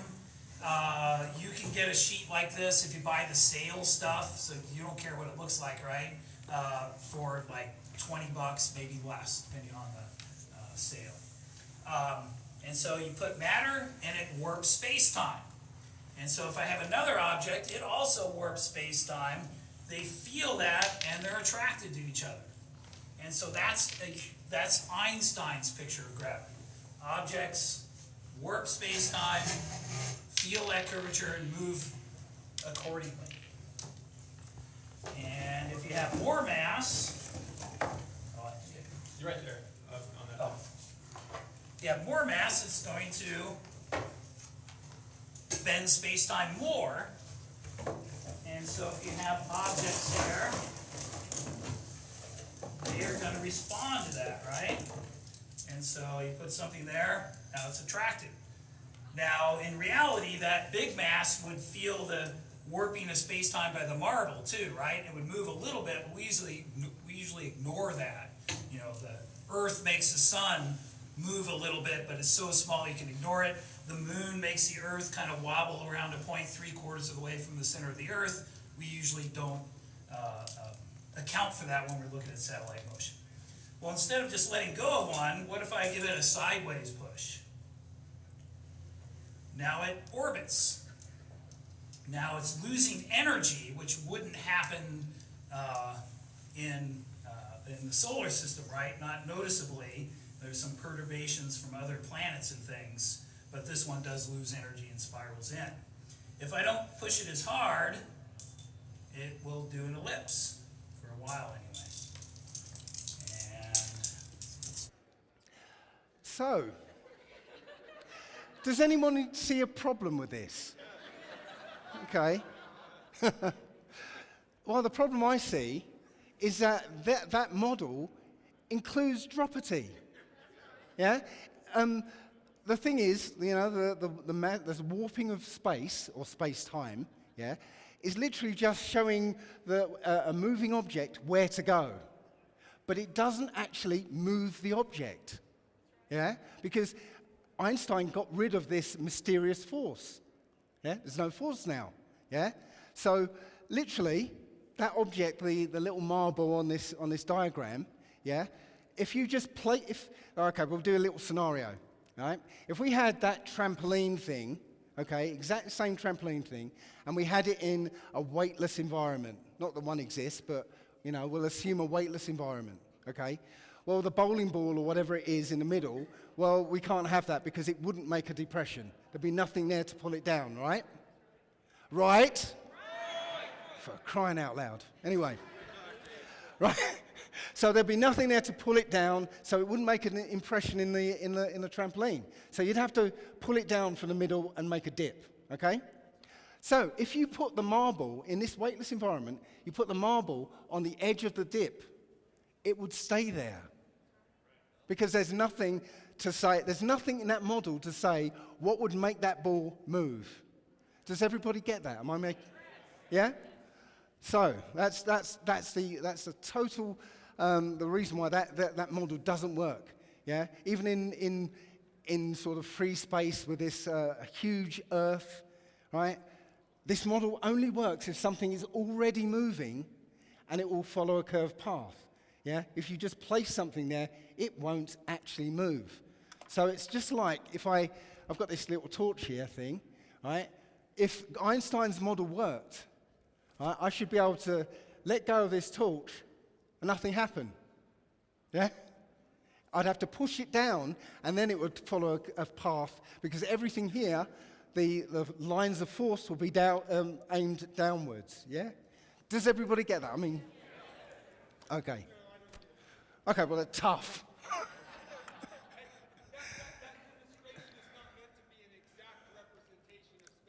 I know, but if you extrapolate it out, right, to, you know, a 3D model, it still doesn't tell you how it would move things. It still needs dropity. It still needs some force to get it move. No, actually, it doesn't. It doesn't. Okay. So, there was this experiment called LIGO, okay, that just recently, claimed that it proved Einstein. Okay. Now, LIGO is essentially a kind of facility with two arms that go out at 90 degrees from each other. Okay. And, it's supposed to actually detect what's called gravitational waves, okay? So I'm going to let Brian Cox explain what a gravitational wave is. I don't know if I have to start this. What do you mean by what happens as a wave goes through the space-time? you want me to incorporate that into the answer? Well, I just want to know. That's the bit that we're not touching on. You're telling me about squeezing and stretching. Yeah. I want to know, take me one simpler than that. Alright, so as a wave came through here, the space here would expand and contract, and expand and contract, expand and contract. It would be a moving, stretching and squashing of space. That's what it is. So what if you took a flap, if you made something into a bend, you've actually stretched it, and now you're moving that bend through the space-time. Is that No. an analogy or not? No, you're not mean anything through the space-time. Space and time. Space-time is squashing, stretching, squashing. It's not moving through it. Away. Well, it's a moving stretch and squash. So the space here stretches, squashes, stretches, squashes. It's moving along. I can't see that as a wave. Tough. Help me make that into a wave. As a wave comes through, does the top bit compress and the bottom bit stretch? Are you being weird now? Or are you trying? I'm trying to work out the wave. I need to go back one step. You can't just tell me the wave comes through and this happens and that happens. Why? Because when I sit on a wave, my board gets pushed forward. What is a wave? Yeah, that's because you want to actually describe what a wave is in a sentence. No, I'm just saying that when a wave comes through, what happens? Does this bit get squashed and this bit gets stretched? No. No. No, So that's then not what a how wave does is. space what is a wave? A water wave No, is a exactly. wave. A wave is a disturbance that moves, right? But it's exactly the same as a water wave. What happens in a water wave is not that something moves. No. Doesn't move. The water molecules go up and down. It's the same as a sound wave, right? The sound waves don't move air, right? Okay. They vibrate transverse to the direction of motion. So now how? So that is a distortion. It's very difficult to explain. In this section, you don't want to speak about gravitational waves. No, I want to know what a ripple in space-time would mean to this sandwich. That's it. I know that's it, but I need one. This is a scientist, by the way. AZ. There you go. That's the alphabet. It's not. I need the bit in the middle. I have no idea what you're talking about. Right. Just cover a second. Right. If you want me to explain what a wave is, then I'll explain what a wave is. But to me, it's obvious. If you say what I've just said that ripples in space and time move out. I've said this. So if I move, ripples expand out. Just like if I did a swimming pool and I swim, waves go out. So if one of those waves comes through here, what happens? Space and time stretch and stretch. It moves through. So it passes through here. That does that, and that does that. Why is that not obvious? Can someone else other than him tell me that this is incorrect? Me, Brian. I'll tell you it's incorrect. I'll tell it. Me. That'll be me. Okay? So this is how LIGO is supposed to work. Okay? As I say, did it disappear? Can you still see it? Okay. So you've got these two arms. And I've got the these kind of gravitational wave coming in from one direction here. Okay, so what happens is a laser is fired to a beam splitter, and that laser is split into two beams. Okay, it bounced off a mirror at both ends of these two arms, comes back, is recombined, and projected onto a screen. Now, if the laser light on both arms comes back at the same time, you just see a splodge of light on the screen, okay? But if a gravitational wave comes through in one direction and, compresses one arm, okay, then that laser will come back slightly quicker than the other one, and there'll be an interference pattern on the screen. Got it? Yeah? Anybody? Everyone got it? Okay. Okay, so the problem is, okay, that it's not a compression of space. It's a compression of space-time. And one of the central tenets of Einstein's theory is that when time is compressed, or space is compressed, then time slows down so the speed of light stays exactly the same. Does anybody sort of understand that, this was a central thing about Einstein's theory, that the speed of light stays the same no matter what for all observers. Yeah, but if space contracts, time slows down, so the speed of light stays the same. So, if a gravitational wave goes down one arm and compresses that arm, time will slow down for that arm as well. The laser will come back at exactly the same time. You'll never, ever, ever detect a gravitational wave. So it literally disproves Einstein. Okay? Literally, no. There's no way that could have proved it. So, I know it's a bit sort of sciencey and stuff, but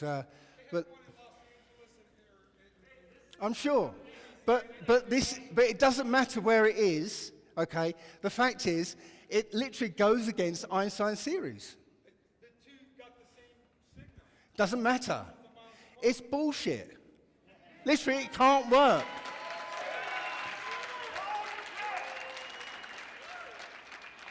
And the whole thing about gravity, okay, to make it work, you have to have the biggest fudge factor of all time, yeah? Literally, to make this cosmology work with this gravity idea, yeah, you have to assume, like, was it 22% of stuff that you can't see, okay? You also have to assume 74% of energy that does the opposite of gravity. Yeah, it pushes things apart. Yeah, the biggest fudge factor of all time. Yeah, black holes, the only black hole that NASA has ever found, okay, is the money that we pour into it.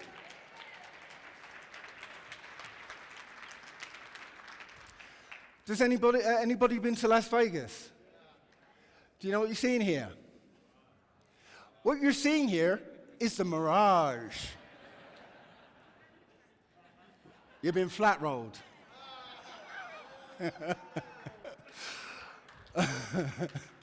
Now you get it, yeah? Okay, watch out for it, okay. So now we're going to go for a quick crash course in how to spot a liar, okay? Now, the brain's a very clever thing, and it kind of betrays itself a lot of the time. So the only interesting part of this image here is when you're constructing a lie, when you're constructing an image in your head, okay, you'll tend to look up and to the right. Okay, so when you're trying to think of some sort of construct something in your head, right, you'll look up and to the right. If you're literally trying to recall an image, you look up and to the left. That's a kind of rule of thumb, okay? Another way of telling if somebody's lying, because the body wants to say, I'm lying. So when you're lying, sometimes you put your hand over your mouth, yeah, or do this sort of touching your nose gesture, okay? Everybody got that? Right, because now you're experts at telling if somebody's lying or not, okay? So now we're going to go back to have a look at what Neil says. What is gravity? You have no idea. Okay, next question. Wow. No, here's the difference. We can describe gravity. Okay. We can say what it does to other things. We can measure it, predict with it. But when you start asking, like, what it is, I don't know. So did I accidentally ask a deeper question than I meant to? Yeah, no, you were meant to ask deep questions. Apparently I was. In life. So to say, what is it? See that?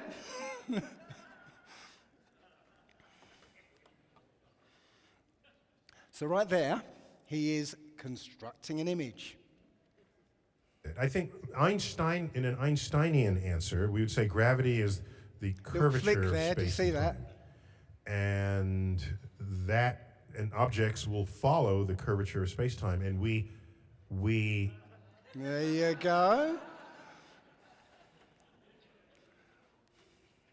Interpret that as a force of gravity. That's probably the best answer I can give to a what is gravity question, or why is there gravity.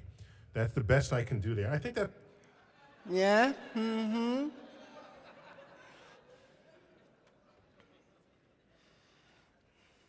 that's a good start. And I can also say that Einstein noted that matter tells space how to curve, space tells matter how to move.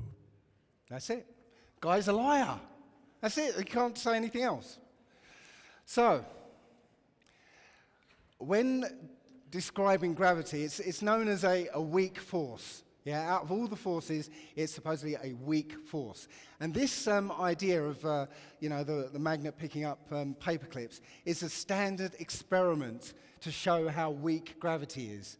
The fact that a small magnet can actually overcome, the entire Earth pulling down on these paper clips. Yeah? So I wonder if there's anything else that can show that can overcome gravity in exactly the same way. Oh, sorry.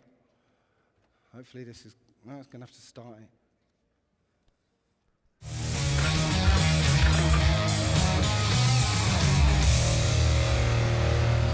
There is a story that's been on our list for a long time. I've always wanted to test it. The myth is that a standard household vacuum cleaner has enough suction to lift a car.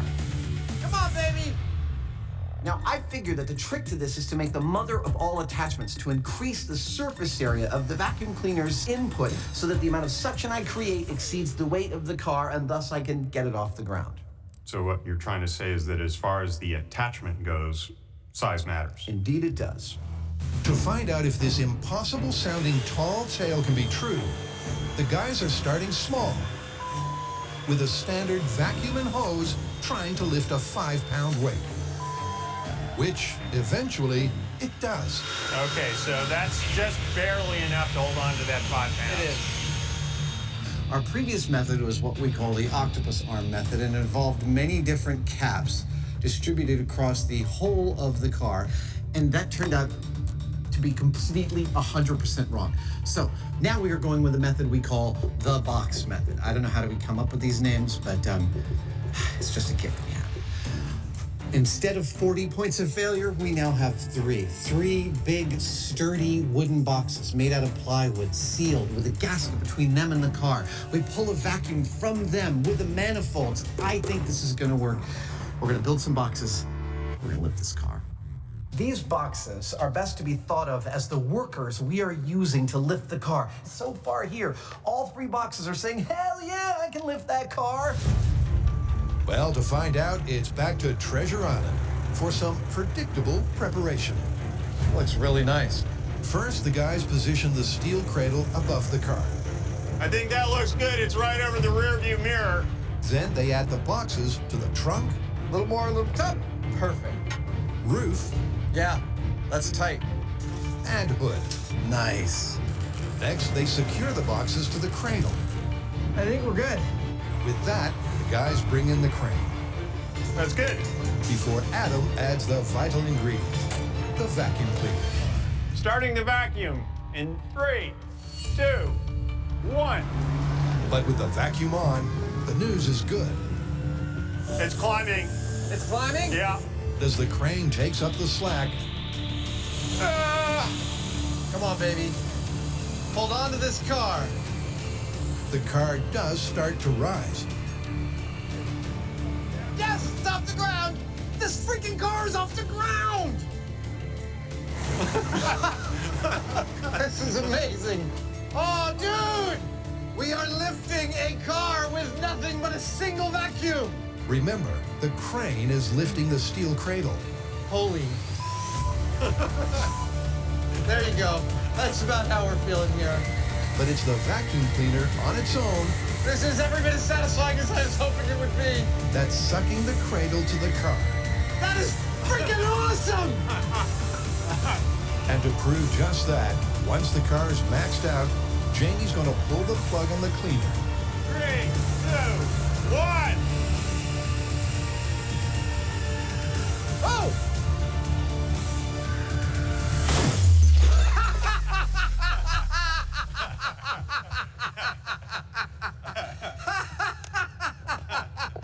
That was very satisfying. Oh, that was awesome. Woo! So, and if anyone needs to lift a car with a vacuum, don't call us. We've done it once. We don't want to do it again. Who would think a vacuum cleaner was hiding so much suction power? I know. Cool story. Thanks. So there you go. A standard vacuum cleaner, yeah, with creating a vacuum that's way, way, way, way less than the vacuum of space, yeah, was able to lift a car right on the surface of the Earth where, you know, the vacuum is, or the so-called gravity is the strongest, yeah, in exactly the way that a magnet lifts paper clips, yeah? So why isn't the Earth like that? Yeah? Because the only thing that's stopping this vacuum taking the air away is gravity, and we've just seen that gravity is too weak to withstand a vacuum. So, does anybody know what this is? It is Photoshop, but it has to be. You've been flat rolled again.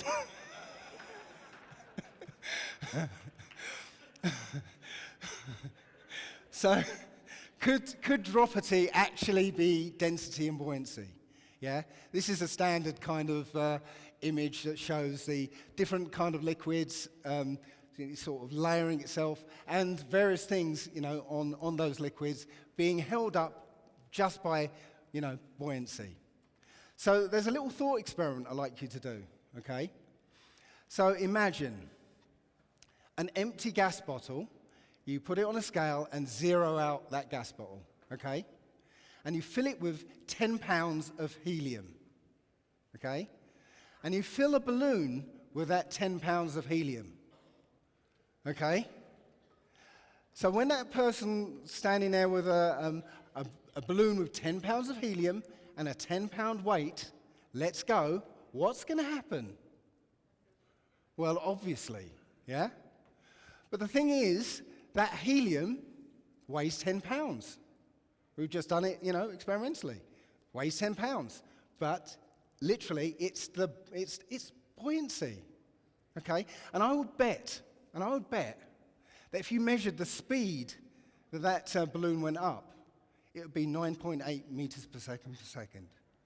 Yeah? Does that make sense to anybody? Yeah. Am I just talking? Yeah.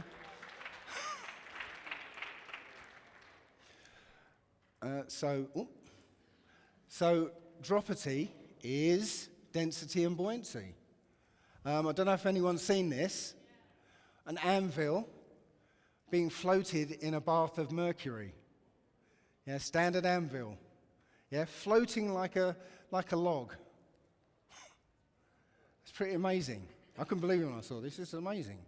So that mercury was able to lift that anvil. So, can we trust NASA? I just come across this story. It was from earlier on this year. Okay, NASA budgets for a trip to the moon, but not while Trump is president. Does anybody want to go to the moon? I'd go to the moon in a nanosecond. But we can't. I'm sorry, you've been rolled again, sorry.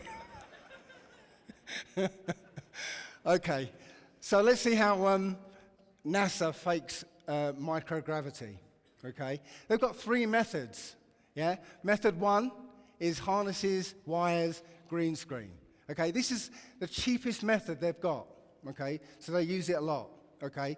It means that they can do live sequences, right? They can do unlimited duration. They can bob up and down for as long as they like, okay? And they can put in multiple CGI elements. I don't know if you saw the one with the astronaut, and she's sitting there, and all of a sudden she says, "Oh, I need some kind of prop," and all of a sudden a stuffed toy appears. Yeah, multiple CGI elements. Okay, real-time CGI editing. Okay, yes, they can actually CGI out all the harnesses and wires, you know, in real time. The other thing about this is there's no background noise. That's not necessary, okay? one of the other things that's wrong with it is they can't do complicated motions. They can't sort of, fly around each other and do-si-do each other and that sort of thing, okay, because they're on wires. There's multiple green screen glitches and also compositing errors, and gravity still is in effect, or dropity is still in effect.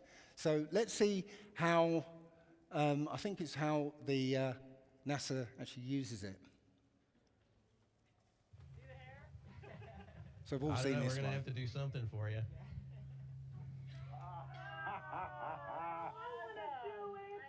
Oh yeah, I can do that. Watch this. Oh yeah, I can do that. Oh yeah, I can do that.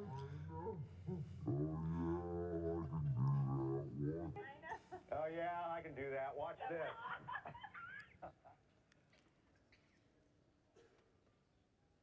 I think everyone's seen Thank you this very as much well. again. Thank you for your time. Have a good flight and many more exciting experiments on the orbit. Thanks a lot. It's where they think everyone's stopped watching now, and they turn off that layer. And you can see the green screen by where that guy's hand was. That concludes the event. And they cut away very quickly. Thank you very much again. Thank you for your time. Have a good flight and many more exciting experiments on the orbit. Thanks a lot. So take note here that these are foreground objects on a separate video channel, because when it glitches, you can see everything else around it is absolutely fine.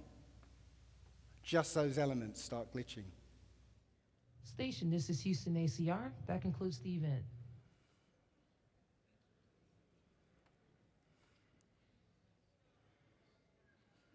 Het is hetzelfde toilet als bij de Russen, maar interessante systemen.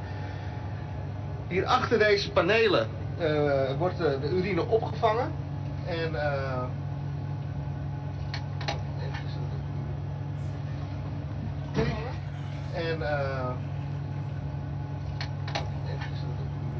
So obviously drop that screw. En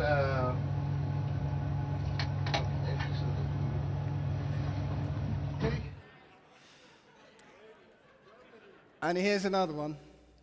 I don't know if you've seen this, but watch Tonight carefully. our Earth will have completed another orbit around the Sun, and now we take stock of what we accomplished over the past year and what we hope to accomplish in the year ahead. Watch near that guy's head, the one who was just talking. As we look back at the achievements of the past year, 2008 was the year when the space station became international. Did you catch it? As we look There we back go. at the achievements of the past year, 2008 Did you was get the it? year when the space station became There was international. water dripping in the background. Yeah? So there was obviously dropity there. And this is how, the film industry does it. And this is from Gravity. And you can see Sandra Bullock, who I used to fancy before I realized, well, I'm not going to go there. I might as well say I call her Sandra Bullock now, but that's an English joke, by the way. See, she looked pretty natural on those wires. Yeah, and I think a lot of the training these astronauts have is how to do wire work. So method 2, zero-G aircraft, okay? The thing about this, the limitation here is it's a 30 to 60 second duration. Yeah, they can only hold that course for 30 to 60 seconds, okay? And everything in the scene is weightless, so that's a good plus for them, okay? But the problem is it must be pre-recorded. They can't do anything live because of these cuts. Now, there's also a moderate amount of background noise. Obviously, it's a plane, so it's going to be a bit of noise. There's also these strange motions where at the start and the end of one of their parabolic motions, yeah? Because at the start, you'll see things will spontaneously start to lift. And at the end, they'll just drop, okay? Also, it's a time-consuming and very expensive process, so they don't use it an awful lot. So here's an example of them actually using it, and I think I might have to start.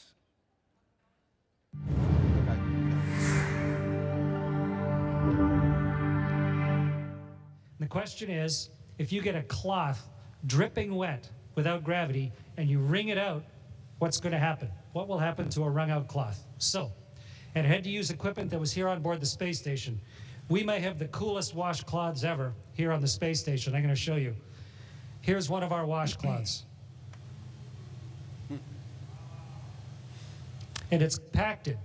It's put down into this little tiny hockey puck so that it saves space. But when you open up a hockey puck and you pull out your washcloth, this is the one I'm going to use for the experiment today. So that was the first cut. And so when you open up your hockey puck and turn it into a washcloth, it was compressed in a great big vise somewhere. Okay, so here's my washcloth, like a magic trick. And now I'm going to get this soaking wet, and then we're going to see what will happen when we wring it out. Meredith and Kendra suggested that I dip this in a bag, but bags don't hold water in space, so instead I filled a water bag. This has drinking water in it. Bags don't hold water in space, And I'm but that going one to does. squirt a bunch of water into this washcloth.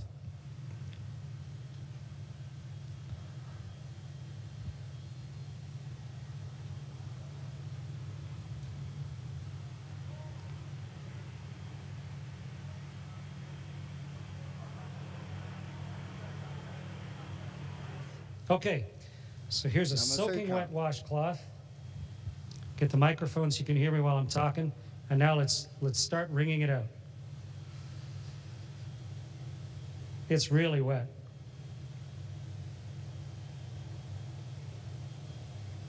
Bearing in mind, there's no reason why they shouldn't do one signal continuous shot.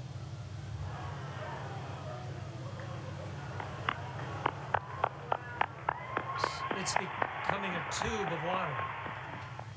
Again, another cut. The water's all over my hands. In fact, it wrings out of the cloth into my hands. And if I let go of the cloth carefully, the water sort of has it stick to my hand. Okay, so the experiment worked beautifully. And the answer to the question is the water squeezes out of the cloth, and then because of the surface tension of the water, it actually runs along the surface of the cloth and then up into my hand, almost like you had Jell-O on your hands or gel on your hand, and it'll just stay there. Wonderful moisturizer on my hands. And the cloth doesn't really unravel itself.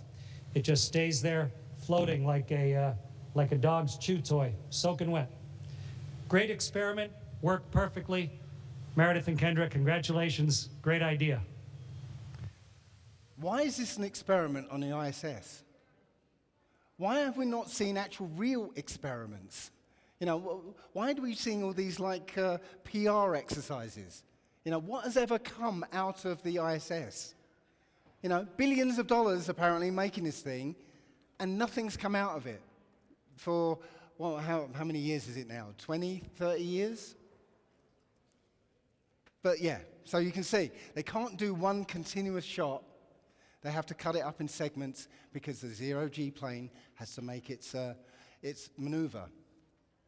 So this is well, this is actually a music video, okay? You know, some of you might have seen this, but I'm going to play the whole thing because it's really cool. But watch for the times when the start and the end of the parabolic flight. You'll see things start to rise up at the start and then fall at the end.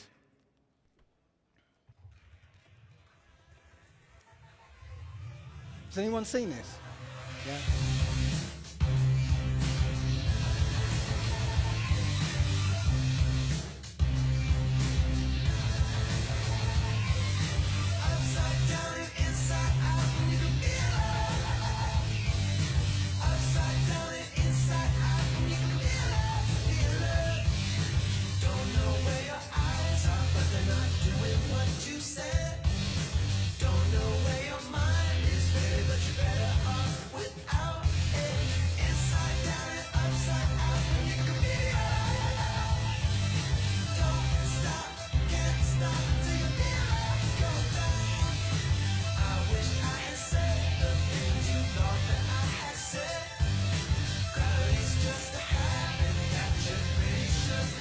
So that was the drop there.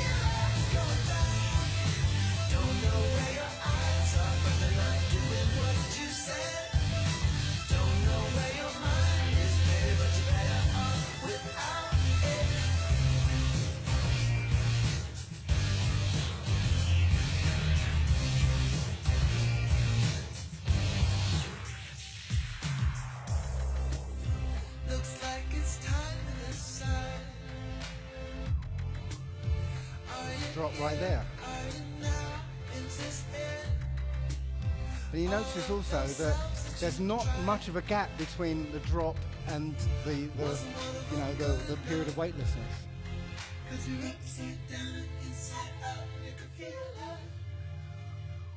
Inside down, upside up, you can feel it, feel it. Can't stop, it's like a freight train. Can't stop till you feel it go down. I wish I had said the things you thought that I had said. Gravity's just a habit that you're pretty sure you can't break. Upside down, inside out, you can feel it.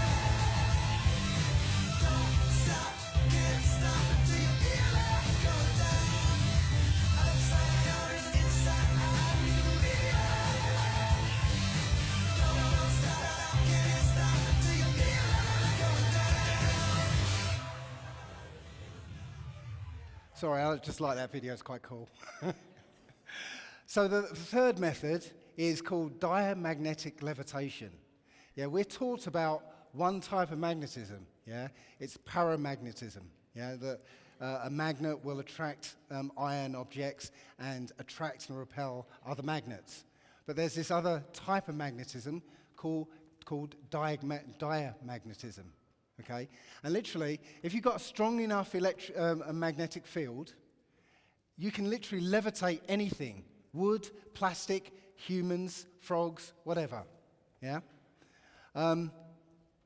So everything in the scene will be levitated. When they use it, when NASA uses it, they levitate everything. So that's quite attractive. Yeah? They can do long duration shots and continuous ones. Not like the zero-G plane. And they're very realistic, absolutely realistic. And they can also be live, okay? So it's very, very attractive for NASA to use this. But it does suffer with a very, very loud background noise, okay? And we'll see why in a few minutes. And it's, again, very expensive to use, so they don't use it very often. So let's see NASA using it. Yeah.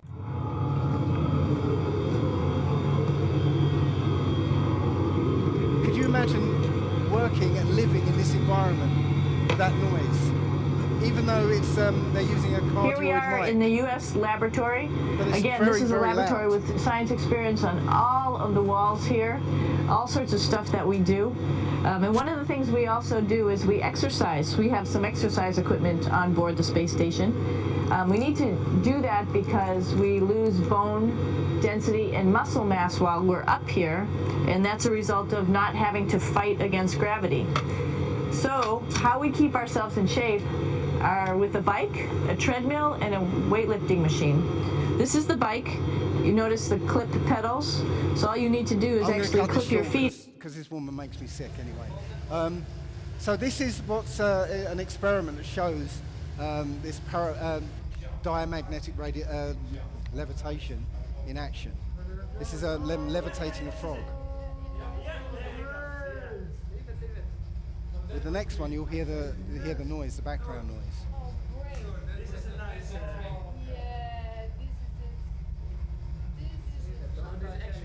Don't walk, don't touch anything, please. Is the noise coming out? Can you hear it? Yeah, it's because in order to generate a large magnetic field, you need a lot of power and you need a lot of cooling as well.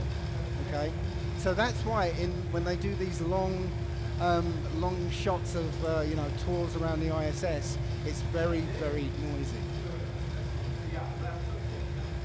There is no problem with putting to force a man by this magnetic levitation to fly in the air. So technically, we can do it with you without any problems. We put it here. Let's put it here. So he says, as you see, no problem doing it with humans. Alive and moving quite And he's showing that the frog is unharmed because it literally all the molecules in your body are being levitated at the same time, so it doesn't affect you. So now that we know dropity is really density and buoyancy, this opens up some very, very exciting possibilities. Okay. Now, there's an experiment that many of us have probably seen already, where you heat up a magnet and it loses its magnetism, and then when it cools, it regains it and it's magnetic again.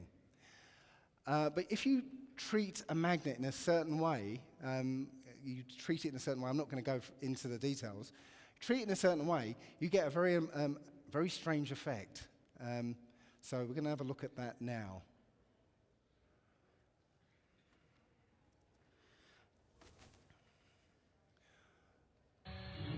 So they've heated up an ordinary magnet, and the treated one is at the back there. And you'll see as it cools, well, the first one goes. But this second one, okay, it doesn't go when it cools down. So you have to watch very carefully for this effect, okay? And there's a sound. There's also a sound you've got to be careful to listen out for. Right? Be very careful and listen out. Any minute now, any second now.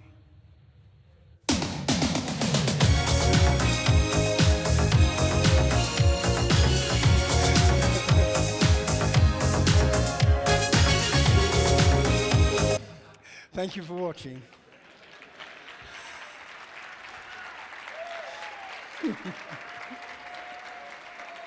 I had to do it, I'm sorry.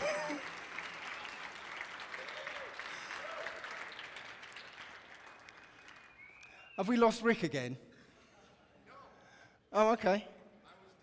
I was dancing. I was going to tell jokes until you come. Dave Murphy, everybody!